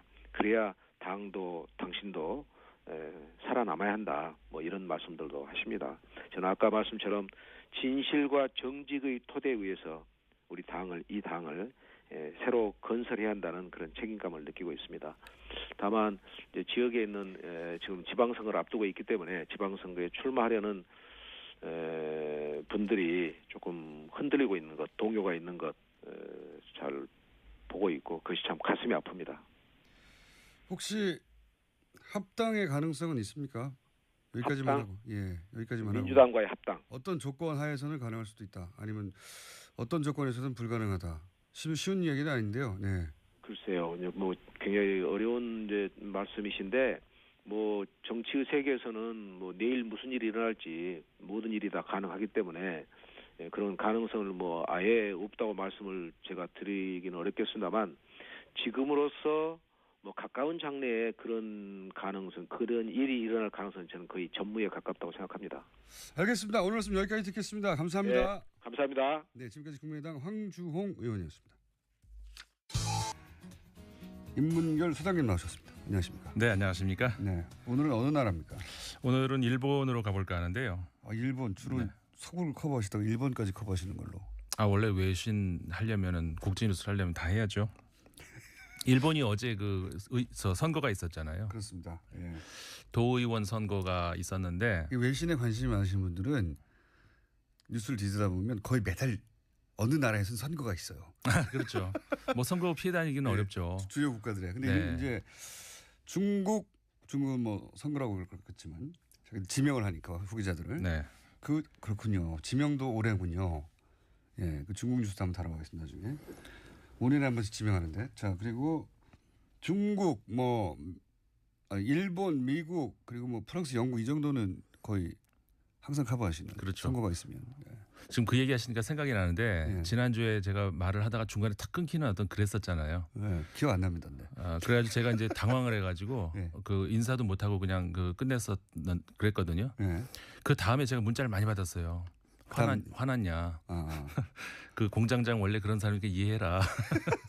심지어 다른 방송 PD 한 분이 위로. 우리 방송은 뉴스공장처럼 자르지 않습니다.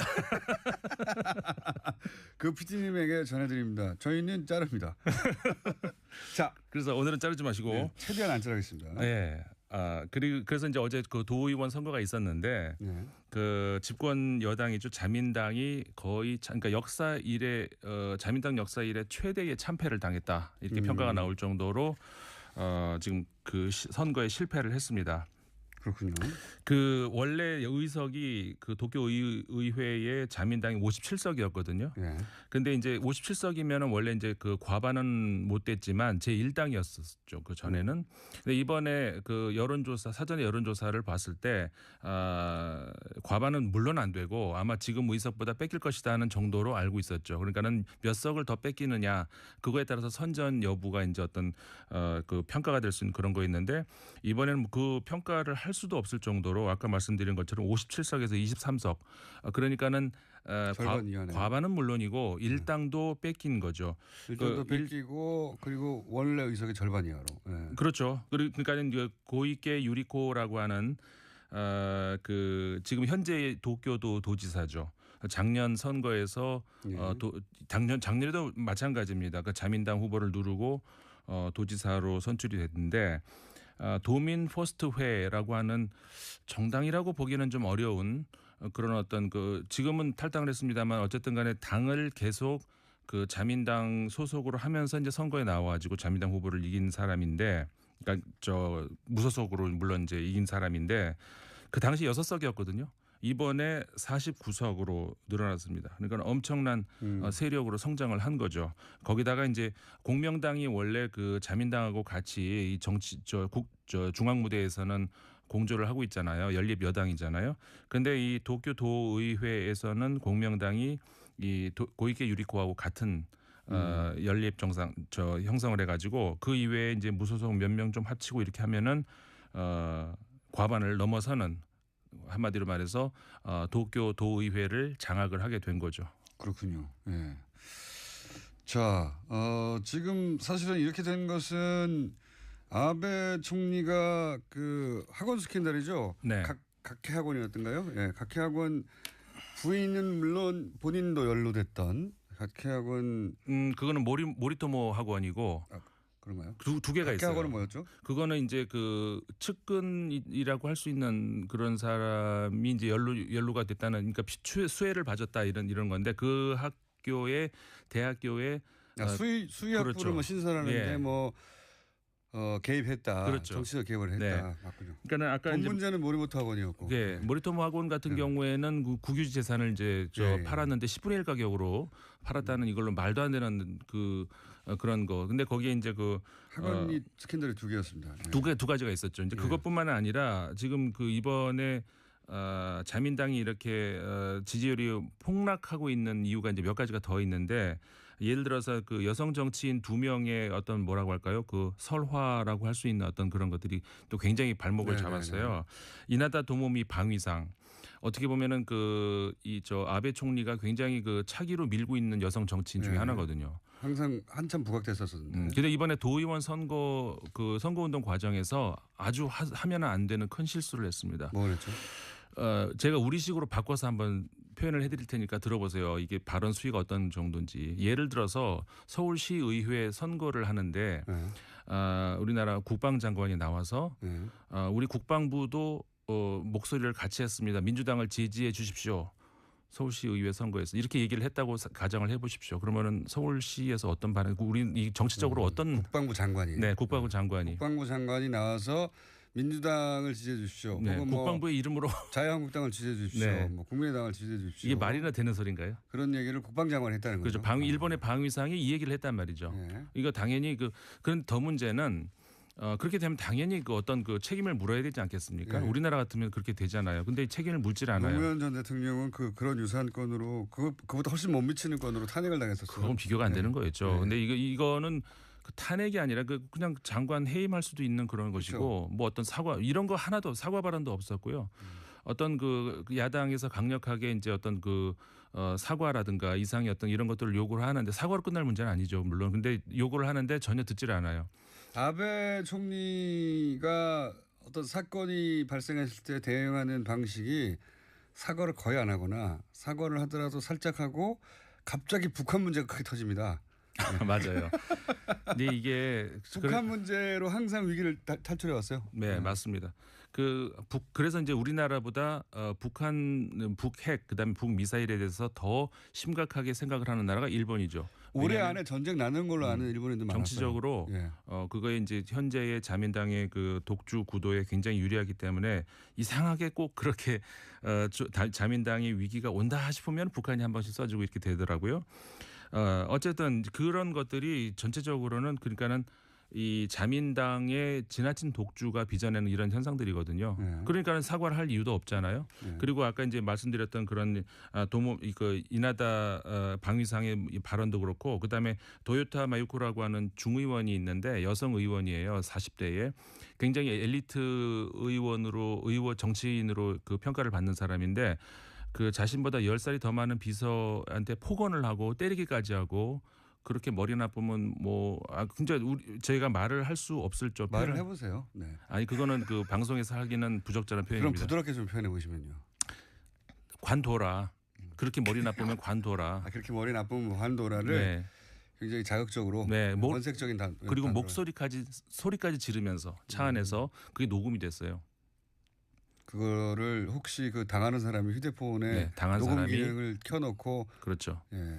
요즘 조심해야 됩니다. 그런 거 차 안이라고 함부로 하면 안 되고 네. 어쨌든 그거로 인해 가지고 이런 그 여러 가지 사건들 그다음에 물론 이제 정치적으로도 이제 그 소위 그 공모죄라고 해가지고 이제 법을 날치기 통과시켰죠. 이게 그 굳이 따지자면 우리나라 옛날에 그 작년에 뭐죠 테러방지법하고 비슷한 건데 이게 옛날에 그 과거에 아주 옛날에 있었던 법을 그러니까 전쟁 이후에 미 군정에서 이걸 보고 야 이건 민주적인 법이라고 할 수가 없다라고 생각을 하면서 없앴던 법이거든요. 네. 그러니까 어느 정도 수위인지 아시겠죠. 그 40년대 법을 지금 이번에 거의 비슷하게 다시 이렇게 부활을 시킨 거거든요. 이런 것들이 전부 그러니까는 그냥 아나무인이에요. 전부 그냥 미루면 되는 거거든요. 이게 이제 국민들이 염증을 느낀 거죠. 아베 총리가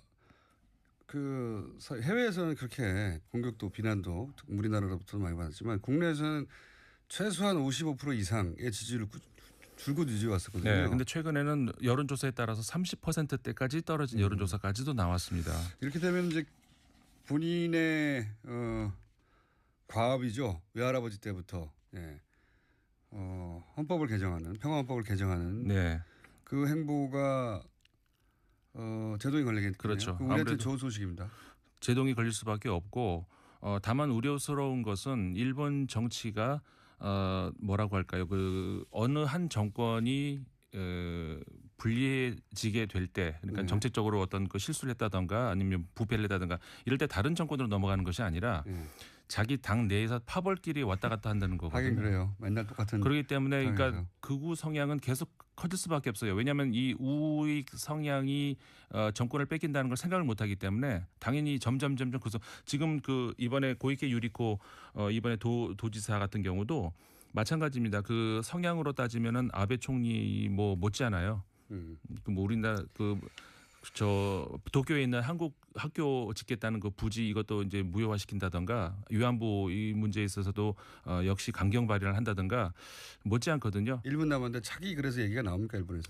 그래서 이제 차기 주자로 떠오르긴 해요. 이 고이케 유리코가 떠오르긴 하는데 그거는 더 두고 봐야 되는 것이 방금 말씀드렸던 것처럼 일본에서는 그 파벌 정치가 굉장히 크기 때문에 얼만큼 자신의 파벌을 만들 수 있을지 혹은 다른 파벌을 끌어들일 수 있을지에 따라서 정해지는 문제고 왜냐하면은 저 아베 총리 같은 경우에도 마찬가지거든요. 총리가 된 과정이 그래요. 뭐라고 할까요? 정당 투표에서는 졌거든요. 근데 이제 국회의원 선거에서 이겼기 때문에 이제 그래서 총리가 된 거거든요. 총재가 된 거거든요. 그렇기 때문에 결국은 이 양반도 파벌이 결정할 것이다. 파벌이 결정할 수밖에 저는 없다. 아베 총리의 동생 주목하고 있습니다. 외무부 부대신이라고 외무부의 외무성의 2인자 기시 노부스케 외가 입적된 사람이죠. 오늘은 여기까지 해드리겠습니다. 인문경연구소의 임상훈 위원이었습니다. 감사합니다. 네, 감사합니다. 김훈준이었습니다. 안녕. 그 전략이 되겠다 이렇게 해서 먼저 의회를 방문하게 됐고요. 결론적으로 다 정말 그렇게 되고서 아주 성공적이었다고 이렇게 평가가 되고 있습니다. 그렇군요. 한미 정상회담을 이해하려면 이제 워싱턴의 눈으로 봐야 한다고 평소에도 쭉 말씀하셨는데 그 백악관과 의회가 그러니까 트럼프 대통령과 미 의회가 그 사이가 그렇게 좋지 않았다, 잘 몰랐다, 그렇게 말씀하셨지 않습니까? 그렇습니다. 거기에 책임이 있을 것도 아닌데, 제가 워싱턴 눈으로 보자 하는 건 지금 워싱턴이 그냥 다른 나라에서 볼 때는 정상끼리의 만남이라는 걸로만 일반적으로 보여지는데 워싱턴에서는 지금 권력이 크게는 백악관하고 의회 두 개가 평소에 있는데 지금은 백악관하고 공화당하고 민주당 이렇게 세 권력 주체가 있다고 해도 틀리지가 않습니다. 그런데 이럴 때에 대통령이 의회를 방문하면은 워싱턴 의회도 지금 여당과 야당이 같이 앉기가 너무 힘듭니다. 같이 앉는 자리가 별로 없는데 이게 만일에 다른 나라 정상이 의회에 들어와서 양당 지도부가 그것도 상원 하원 다 앉는다 그러면은 한미 간에 현안이 돼 있던 거를 허심탄회하게 이야기할 수가 있는 기회가 되겠다. 왜냐하면 트럼프 대통령은 별로 다른 사람 얘기를 듣지 않고 듣는다 그래도 그거와 관계없이 일방적으로 계속 얘기를 해대는 스타일이기 때문에 의회에 들어가서 현안을 놓고서 미국의 지도부들하고 얘기하는 자체가 의회는 굉장히 안정적이고 또 상식적인 대화가 다 되는 거기 때문에 그렇기 때문에 이번에 그런 전략이 잘 맞아떨어진 것 같아요. 상원 하원 지도부가 전원이 다 동원이 돼서 저희는 사실 새 대통령이 됐기 때문에 상하 양원 합동회의 연설을 추진했었습니다. 근데 워낙 시간이 없었고 그다음에 이 의회가 양당이 너무 정파적이기 때문에 가능성을 점점 갖기가 어려웠었는데 한 2주 전에 문정인 특보가 다녀가시면서 좀 발언을 하신 것 때문에 굉장히 관심이 쏠리게 됐습니다. 오히려 더. 그러다 아시겠지만은 그다음에 미국 시민이 북한에 억류돼 있다 나와가지고 6일 만에 또 죽었어요. 의회에서 아주 굉장히 강경한 분위기가 조성이 됐고 그렇기 때문에 더욱더 한국의 새 대통령에 대한 관심이 집중돼 있으니까 의회의 대통령이 되니까 의회 지도부가 관심을 많이 가서 다 모이게 됐습니다. 정말 공화당 상원 공화당 지도부다 하원 공화당 양당의 지도부가 다 와가지고 굉장히 오랫동안 진짜 이례적인데 한 1시간씩 하원 1시간, 상원 1시간 대화를 했습니다. 그러니까 지금 그 워싱턴 분위기에서 상하원 지도부 모두 그리고 상하원의 공화당과 민주당 모두가 함께 모여서 1시간씩 이렇게 대화를 한다는 것은 굉장히 이례적인 거라는 거죠. 그렇습니다.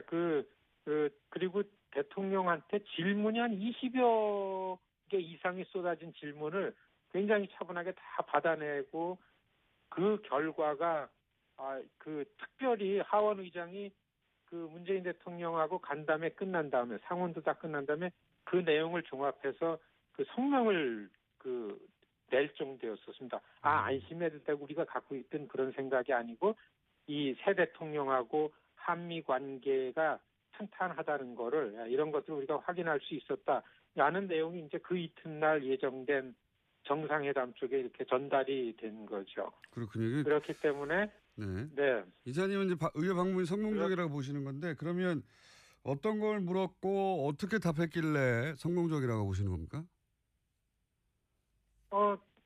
그 정상회담 준비하는 과정에서는 어떻게 해서든지 사드 문제는 현안으로 얘기하지 않기로 이미 준비가 돼 있었습니다.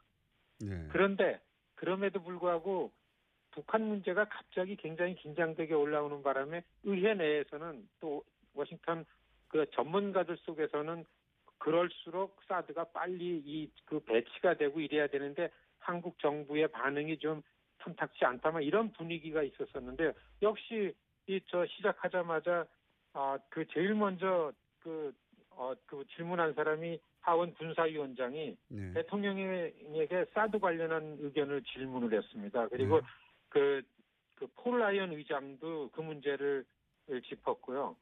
그다음에 상원의 린지 그레이엄이라는 의원도 그 사드 관련한 그걸 짚었습니다. 그런데 문재인 대통령의 답변이 이 국민들을 납득하는 거는 민주주의 방식인데 촛불도 민주주의 미국 정당이 탄생한 지 얼마 안 돼서 조직이 아니라 선거를 나흘 남기고 이제 결정적 녹취록 그 선거 내내 그 소위 공격하던 포인트인데 그게 이제 녹취록까지 나와서 기자회견을 해요.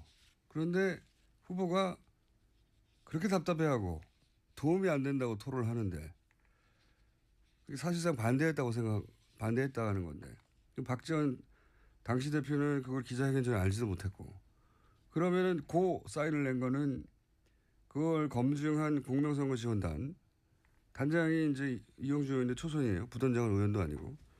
그러니까 당 대표는 모르고 후보는 도움이 안 된다고 반대한 걸 이게 강행이 그렇게 됐다는 건가요? 네, 저는 그 부분 납득이 안 됩니다. 누군가 했다는 거잖아요. 네, 그래서 검찰이 오늘 윗선 조사 시작합니다. 그 후보는 나는 싫다고 하고 당 대표는 모르는데 그러니까 결재받을 곳이 없는데 했다는 건 이거는 전 납득이 안 갑니다. 자, 하지만 이렇게 말하지 않을 수 없죠. 예. 다음 순요. 네, 이준서 전 국민의당 최고위원이 오늘 오전 10시에 피의자 신분으로 검찰에 소환됩니다. 이 전 최고위원은 앞서 구속된 이유미 씨의 진술을 통해서 윗선으로 지목되었습니다. 또 검찰은 김인원 전 공명선거 추진단 부단장과 김성호 전 부단장도 오늘 오후에 소환합니다. 이유미 씨가 이제 또 다시 이유미 씨가 보도에 따르면은 안철수 전 대표에게 두렵다, 죽고 싶다, 도와달라는 얘기죠. 이런 문자를 보냈는데 당시 문자를 받은 안철수 전 대표가 무슨 의미인지 몰라서 답을 하지 않았다 확인을 했지만 이런 말을 또 역시 보도가 된 건데 본인이 이제 마이크 앞에서 직접 한 말이 아니어서 보도된 걸로만 이런 말을 했다면 저는 이것도 좀 납득이 안 가는 게 이미 이제 토크 콘서트 때부터 알던 사람이 죽겠다고 하는데 무슨 말인지 몰라서 답을 안 하나요? 이럴 때는 물어보죠. 왜냐고. 그렇지 않습니까? 그렇죠. 아무래도요. 예, 답을 안 했다는 건 이때 답을 하면 안 된다는 걸 알았다고 받아들여야지 무슨 말인지 몰라서 답을 안 했다는 건 좀 납득이 좀 안 갑니다. 죽겠다는데 어디 놀러 가자는 것도 아니고 예. 이상한 일입니다. 예. 자, 다음 뉴스는요. 네, 박근혜 최순실 씨 재판 관련된 내용입니다. 삼성 쪽은 특검이 주장하는 말 교환 계약 의혹과 관련해서 이것을 반박하는 증거를 재판부에 제출하고 의견을 제시했습니다. 삼성 변호인단은 지난 30일에 말 비타나 V와 라우싱 등 마필 매매 계약 해지 확인서를 공개했습니다. 최순실 씨 쪽에다가 단 한 번도 말 소유권 넘겨준 적 없다라는 증거라는 겁니다. 이게 이제 말 세탁 관련해서 반박 증거라는 거예요.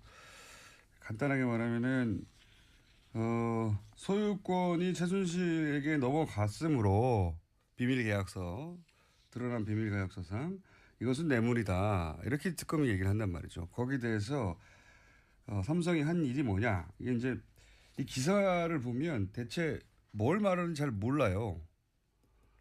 간단하게 요약하면 이겁니다. 자기들이 그때 팔았던 매매 계약을 해지해서 돌려받았으니까 이걸 봐라. 원래 내 거니까 돌려받았지 않겠냐. 이런 말이거든요. 저는 이런 희한한 논리는 처음 들어봐요. 매매 계약 해지라는 용어도 처음 들어봅니다. 매매를 했으면 다시 구입을 하는 거죠. 구입 계약이 있는 거죠. 매매 계약서에 뭐 예를 들어서 1년 있다가 무슨 사고가 생기면 해지한다 이런 게 있습니까? 매매했는데 그 매매는 말이 다른 데 팔리면 어떡합니까 그러면? 그렇잖아요. 매매 계약 해지라는 용어도 말이 안 돼요. 예, 해지 시점도 이상합니다. 최근이거든요. 5월 24일인데요. 특검 쪽에서는 재판 증거 내기 위해서 이렇게 한 거 아니냐라고 반박하고 그러니까 있습니다. 팔았던 걸 되샀다고 하면 말이 되죠. 매매를 했는데 해지를 하면 되돌려 받는다. 이게 말이 안 되잖아요. 매매를 했으면 그 말이 거기 없을 수도 있어요. 그렇지 않습니까? 자기 마음대로 할 수 있는 거죠. 샀으니까 그쪽 산 쪽에서는. 매매 계약 해지라는 단어는 매매를 계약하는 체결 당시에 완전히 도장 찍기 전에 혹은 도장 찍은 직후에 무슨 사안을 가지고 해지하거나 말거나 하는 거죠. 말 팔고 난 지 1년 있다가 해지가 어딨어요. 용어도 말이 안 되고요. 이걸 돌려받았다는 게 자기 소유권을 인정받는 게 아니죠. 소유권이 넘어갔다가 샀다고 할 수는 있죠. 재구매. 그러니까 그 사이에 무슨 일이 있었는지를 입증하는 증거가 아니에요. 당연히.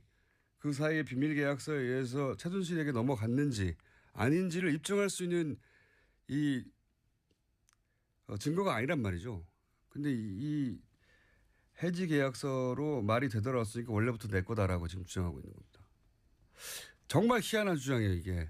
왜 희한하다고 언론이 보도를 안 하나 몰라요. 진짜 희한하지 않습니까? 내가 물건을 팔았어요 중고시장에. 근데 그거를 해지하고 1년 있다가 다시 되돌려받았으면 이게 원래 내 거였다는 주장 근거가 됩니까? 안 되잖아요. 중간에 무슨 일이 있었는지 입증할 수가 없어요. 그거 가지고는 되산 거죠. 되산 거. 그렇게 생각해야 하는데 이게 정말 이상한 주장이라는 보도가 없어요. 저는 너무 이상한 주장이라고 봅니다. 이게.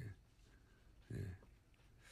설사 매매 이 계약서에 애초에 1년 있다가 원하면 되돌려 받는다라고 하는 조항이 있다 하더라도 그 사이에 있었던 일을 입증할 수는 없잖아요. 네, 그렇죠. 그 사이에 실제로 정유라 씨가 또 그 말을 탔고요. 네. 그리고 이제 봐라 공식적으로 말값을 안 줬지라고 할 수 있어요. 말 세탁이 이루어졌기 때문이지 않습니까? 그러니까 이제 말 예. 파는 예. 말을 줬고 그 말 상인으로부터 돈을 받았어야 되는데 우리가 받은 흔적이 없지 않냐라고 혹은 흔적이 있지 않냐 뭐 이런 걸 동시에 내놔야 하는데 그게 나오면 또 다시 얘기를 나누죠. 예. 하나 정도 더 언급할 수 있을 것 같습니다. 네, 박근혜 전 대통령이 검찰 조사에서 한 말을 채널A가 보도했습니다. 박 전 대통령이 안종범 전 수석은 그렇게 길을 쓰고 재단을 만드는 게 충성이라고 생각했는지 모르겠다면서 안 전 수석에게 책임을 떠넘겼다라고 합니다. 그러니까 재단을 안전모 수석이 충성하느라고 만들었다는 얘기죠, 이게. 예, 길을 쓰고 재단을 만들려고 했다라는 겁니다. 길을 쓰고. 그러니까 재판하는데 이 재단을 누가 주도로 만들었냐 했더니 박근혜 전 대통령이 이건 안정보 수석이 길을 쓰고 만들려고 했고. 예, 검찰에서요. 아직 재판에서는 그런 진술을 한 건 아니고요. 그런 재판 내용이 일부 나오거든요. 네. 아니 그 검찰 진술 내용이. 길을 쓰고 안정보 수석이 하려고 했다는 거잖아요. 예. 그게 충성이라고 생각했는지 모르겠다라는 말도 덧붙였습니다. 이게 믿겨질 거라고 생각했을까요? 우선은 안종범 전 수석이 반박하겠죠. 안종범 수석이 그럼 대통령이었네요.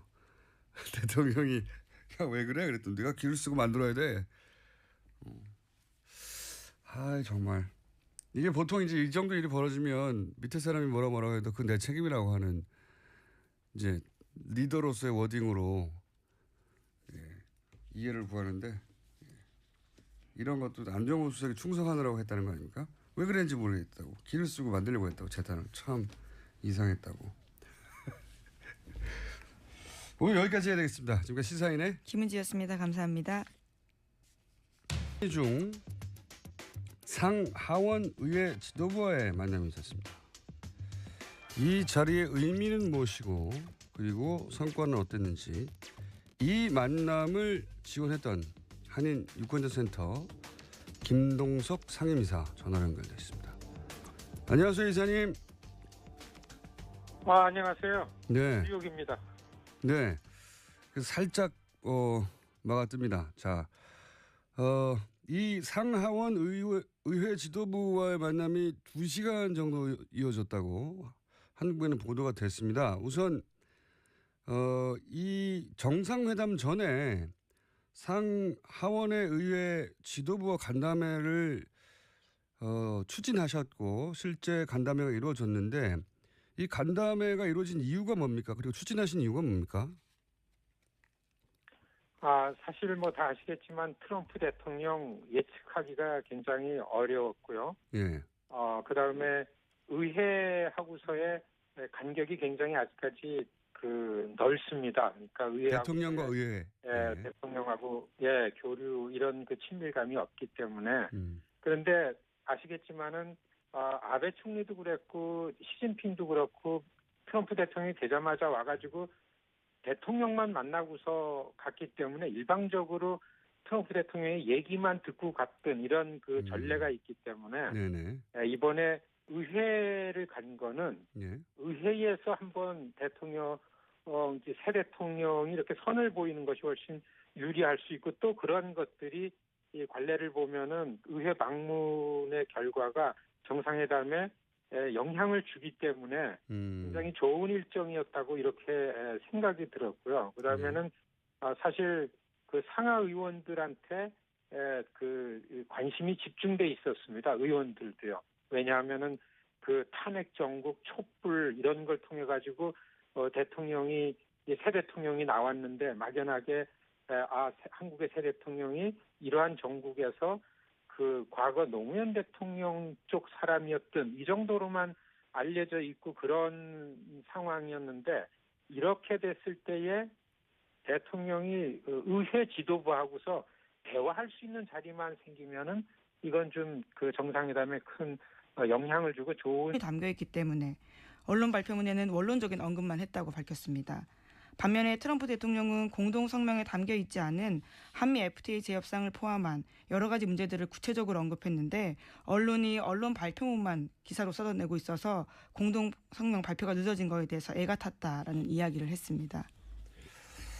그렇군요. 7시간 그 사이에 이제 트럼프 대통령이 FTA 얘기를 하고 그랬던 거죠. 근데 이제 발언 내용도 사실은 전혀 사실관계가 맞지 않았어요. 예, 트럼프 대통령이 뭐라고 그랬냐면은 만료됐다고 말을 했죠. FTA가. 네, 재협상을 이제 시작해야 된다. 시기가 끝났다라는 식이었는데요. 만료됐고 그게 벌써 2주 전에 만료됐고 FTA는 만료되는 게 아닙니다. 일종의 가짜 뉴스죠. 본인 입으로 말했는데 만료됐고 재협상도 시작됐고 둘 다 사실관계가 틀린 이야기고 그리고 FTA 발언한 것에 대해서 우리나라에서는 우리 언론들은 이제 뭐 한미 동맹을 굳건해야 한 대가로 FTA를 내줬다 이런 식으로 그 정상회담의 성과가 이제 성과도 있고 숙제도 있고 이렇게 마치 냉정한 듯이 그렇게 말하는 것이 객관적인 듯이 말하나 실제 미국 언론들은 이 FTA 발언에 대해서 비판이 많아요. 네, 뉴욕타임스가 현지 시각으로 1일에 이런 보도를 했는데요. 중국으로부터 사드와 관련된 집중 보복을 당하고 있는 한국은 트럼프의 무역 강경책에 놀라고 있다라고 했습니다. 또 미국의 대한 무역 적자가 지난해 270억 달러에 달했지만 2011년 그러니까 한미 FTA 발효 전에는 그 2배가 넘었다라고 지적했습니다. LA 타임스도 비슷한 보도를 했는데요. 한미 FTA 재협상은 북핵 문제로 민감한 시기에 동맹국을 도발하는 것으로 비칠 수 있다라고 비판했습니다.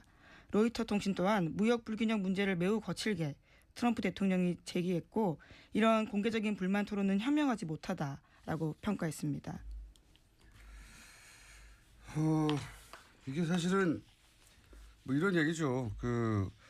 사드로 미국이 전략적 이득을 얻었으면 사드 때문에 중국의 경제 보복을 당하는 한국이 그러면 안 된다. 한국이 그러면 화가 나거나 아니면 이거 결례라고 생각하거나 뭐 그렇게 생각하지 않겠냐. 이런 말은 우리 언론이 해야 되는 거예요. 우리 언론이 아니 사드 배치로 자신들이 전략적인 이득을 얻었으면 중국과 지금 굉장히 경제 보복 때문에 힘들어하는데 그러지 말라고 우리 언론이 백업해줘야 되는데 우리 언론은 그러지 않고 미국 언론이 이러고 있는 겁니다. 우리 언론이 미국보다 더 미국적인 거예요. 네.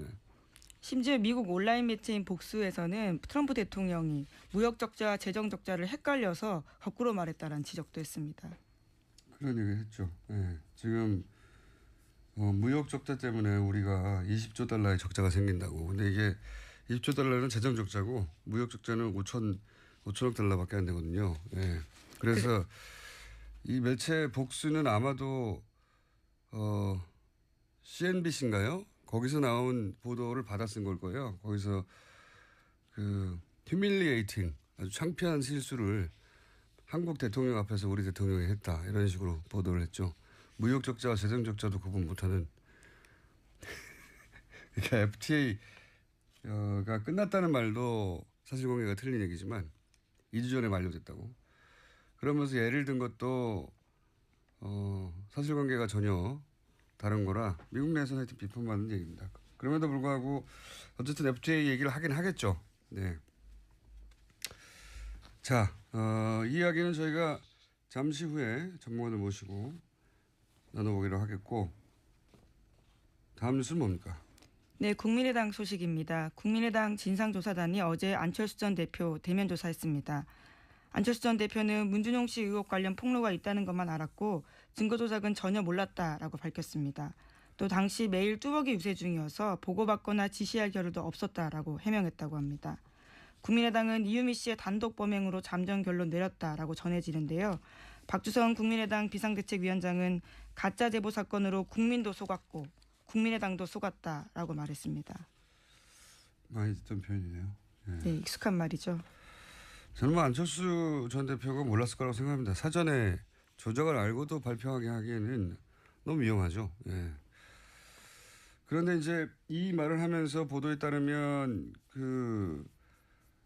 답답하다 그게 도움이 되겠느냐 당시 그랬다는 거 아닙니까? 이 녹취록 관련한 기자회견. 그러니까 이제 선거가 네거티브로 흐르는 걸 탐탁치 않아 했다 반대했다 이런 보도가 있었는데 그게 이제 보도로만 전해졌기 때문에 실제 안철수 전 대표가 그런 말을 했는지 아닌지는 모르겠으나 여하간 뭐 그 측에서 그런 말이 나왔기 때문에 그런 보도가 이루어졌겠죠. 근데 저는 사실 이 말은 믿기지가 않습니다. 이게 후보 중심으로 치러진 선거였거든요. 안녕하세요, 김호준입니다. 문재인 대통령의 한미 정상회담 전으로 많은 기사들이 쏟아졌죠. 문정인 특보의 발언으로 한미 동맹이 위기에 처했고 트럼프가 경로했다는 기사를 필두로 스티브 셰벗 하원 의원의 사드와 주한미군 중 선택하라는 발언의 소개 기사까지 마치 한미 정상회담의 성패는 사드에 달린 것처럼 구는 그런 기사가 넘쳤습니다. 정상회담이 끝난 이후에도 김정숙 여사가 패션 외교를 했는데 배려 차원에서 미국을 상징하는 옷을 선보였다면 좋았을 거란 그래서 아쉽다는 기사까지 읽고 나니 참 재밌습니다. 문정인 특보가 했던 말은 정상회담의 정신과 결과에 고스란히 담겼고 스티브 셰벗은 문 대통령과의 상하원 지도자 간담회에 참석도 못하는 의원이었으며 미국을 상징하는 옷을 선보였으면 좋았을 거라는 주문에 이르면 우습습니다. 위크릭스가 폭로한 2006년 미 외교 전문회 버시바우 주한 미 대사는 반기문 당시 외교부 장관을 이렇게 표현했습니다. 미국의 모든 것에 동조하는 게 자연스럽다. 교육받은 한국인의 전형적인 모습이다. 허시바우가 2017년에 이 기사들을 봤으면 아마 이런 말을 하겠죠. 여전하네. 김원준 생각이었습니다. 입니다. 네, 이제 첫 정상회담을 마치고 돌아왔으니까 기사가 많이 쏟아졌겠죠. 네, 문재인 대통령 방미 마지막 날 미국에서 특파원들과 만나서 소회도 밝혔습니다. 이번 회담에서 한미동맹의 굳건함을 확인하고 정상 간의 우위와 신뢰를 쌓았다 이렇게 평가했습니다. 또 한국이 남북 대화를 주도해야 한다는 것도 사드 배치의 민주적 절차가 필요한 것도 트럼프 대통령과 미국 정부가 당연한 주장으로 받아들였다라고 밝혔습니다. 동포 간담회에서도 미국에 와서 한국의 위상이 달라졌음을 확인했다고 말했습니다. 그렇군요. 뭐 본인이 한 회담이니까요. 네, 잘했다고 해야죠. 이건 당연한 이야기고 실제 회담이 어땠는지는 저희가 오늘 2부에서 미국에서 교민들의 반응 그리고 국내 전문가와 함께 얘기를 나눠보겠습니다. 자, 관련 뉴스들이 참 재밌긴 했어요. 뭐 예를 들어서 옷 이야기 그 기사 보셨어요? 네, 봤습니다. 굉장히 재밌는 뉴스였어요. 그러니까 옷을 미국을 상징하는 옷을 입고 갔으면 좋았을 거라 이런 기사잖아요. 예. 네, 베스트 댓글에서 그럼 일본 가면 기모노를 입어야 되냐 이런 식의 이야기들도 있었습니다. 그러니까 이게 잘못된 인식이죠. 배려해야 하는 쪽은 먼 길을 온 손님을 맞이하는 집주인이 배려하는 거죠. 예. 손님이 집주인 마음에 들려고 그 나라 옷을 입고 간다는 게 말이 되나요? 미국 상징 옷은 뭔가요? 리바이스 폴로 이런 거죠. 예. 리바이스 폴로 셔츠 입고 양키즈 모자를 쓰고 갔어야 한다는 건지. 이게 미국 중심 사고, 미국이 잘 보여야 한다는 이런 식을 하니까 이제 그런 발상이 나오는 거죠. 큰 문제 의식 없이 그런 기사를 썼을 텐데. 네, 오히려 미국에서는 우리가 입은 옷이 예쁘다면서 칭찬을 하자 오히려 김정숙 여사가 전해주기도 했던 일이 있었죠. 뭐 그게 너무 당연한 것 같은데 한복 입고 간 것을 보고 미국을 상징하는 옷을 입고 갔으면 좋았을 거라고 하는 상상을 한다는 게 그리고 그 기사를 쓰고 그게 이제 데스크를 통과한다는 게 전 너무 웃깁니다. 예. 우리가 그만큼 미국에 잘 보여야 하고 미국이 어떻게 생각할까 관점에서 사안을 본다는 거죠. 바보같이. 자, 다음 뉴스는요. 네, 문재인 대통령 이번 한미 정상회담을 통해서 북핵 문제와 통일 논의의 주도권을 확보한 성과를 거뒀다라는 평가를 받습니다. 하지만 한미 FTA 재협상과 방위비 분담금 문제가 공론화된 것이 과제로 남게 되었다라는 평가도 있습니다. 이건 이제 트럼프 대통령이 사실은 본인의 대선 과정 중에 끊임없이 반복해서 제기했던 문제죠, 이게. 예. 그래서 또 한 번 언급을 사실은 합의문에는 없는데 공동성명 이제 합의문 공동성명 발표하기 전에 자국 언론을 향해서 자국 국민들을 향해서 광을 판 거죠. 예. 그렇다고 저는 보여지는데 이게 합의가 되지 않은 사항이었다는 거는 이제 같이 갔던 김경수 의원이 비하인드 스토리로 SNS에 페이스북에 올리면서 드러나게 됐죠. 예. 네, 한미 공동성명 발표가 7시간 지연됐는데 그 당시의 이야기를 자신의 페이스북에다가 썼습니다. 7시간이 7년 같았다라는 건데요. 한미 공동성명은 대통령 스스로 높게 평가할 정도로 심려를 기울인 작품이고 그 과정에서 해프닝도 있었다라고 이야기했습니다. 문재인 대통령은 공동성명이 발표된다는 걸 전제로 언론 발표문 작성했는데 그렇기 때문에 공동성명에는 우리 요구가 충분히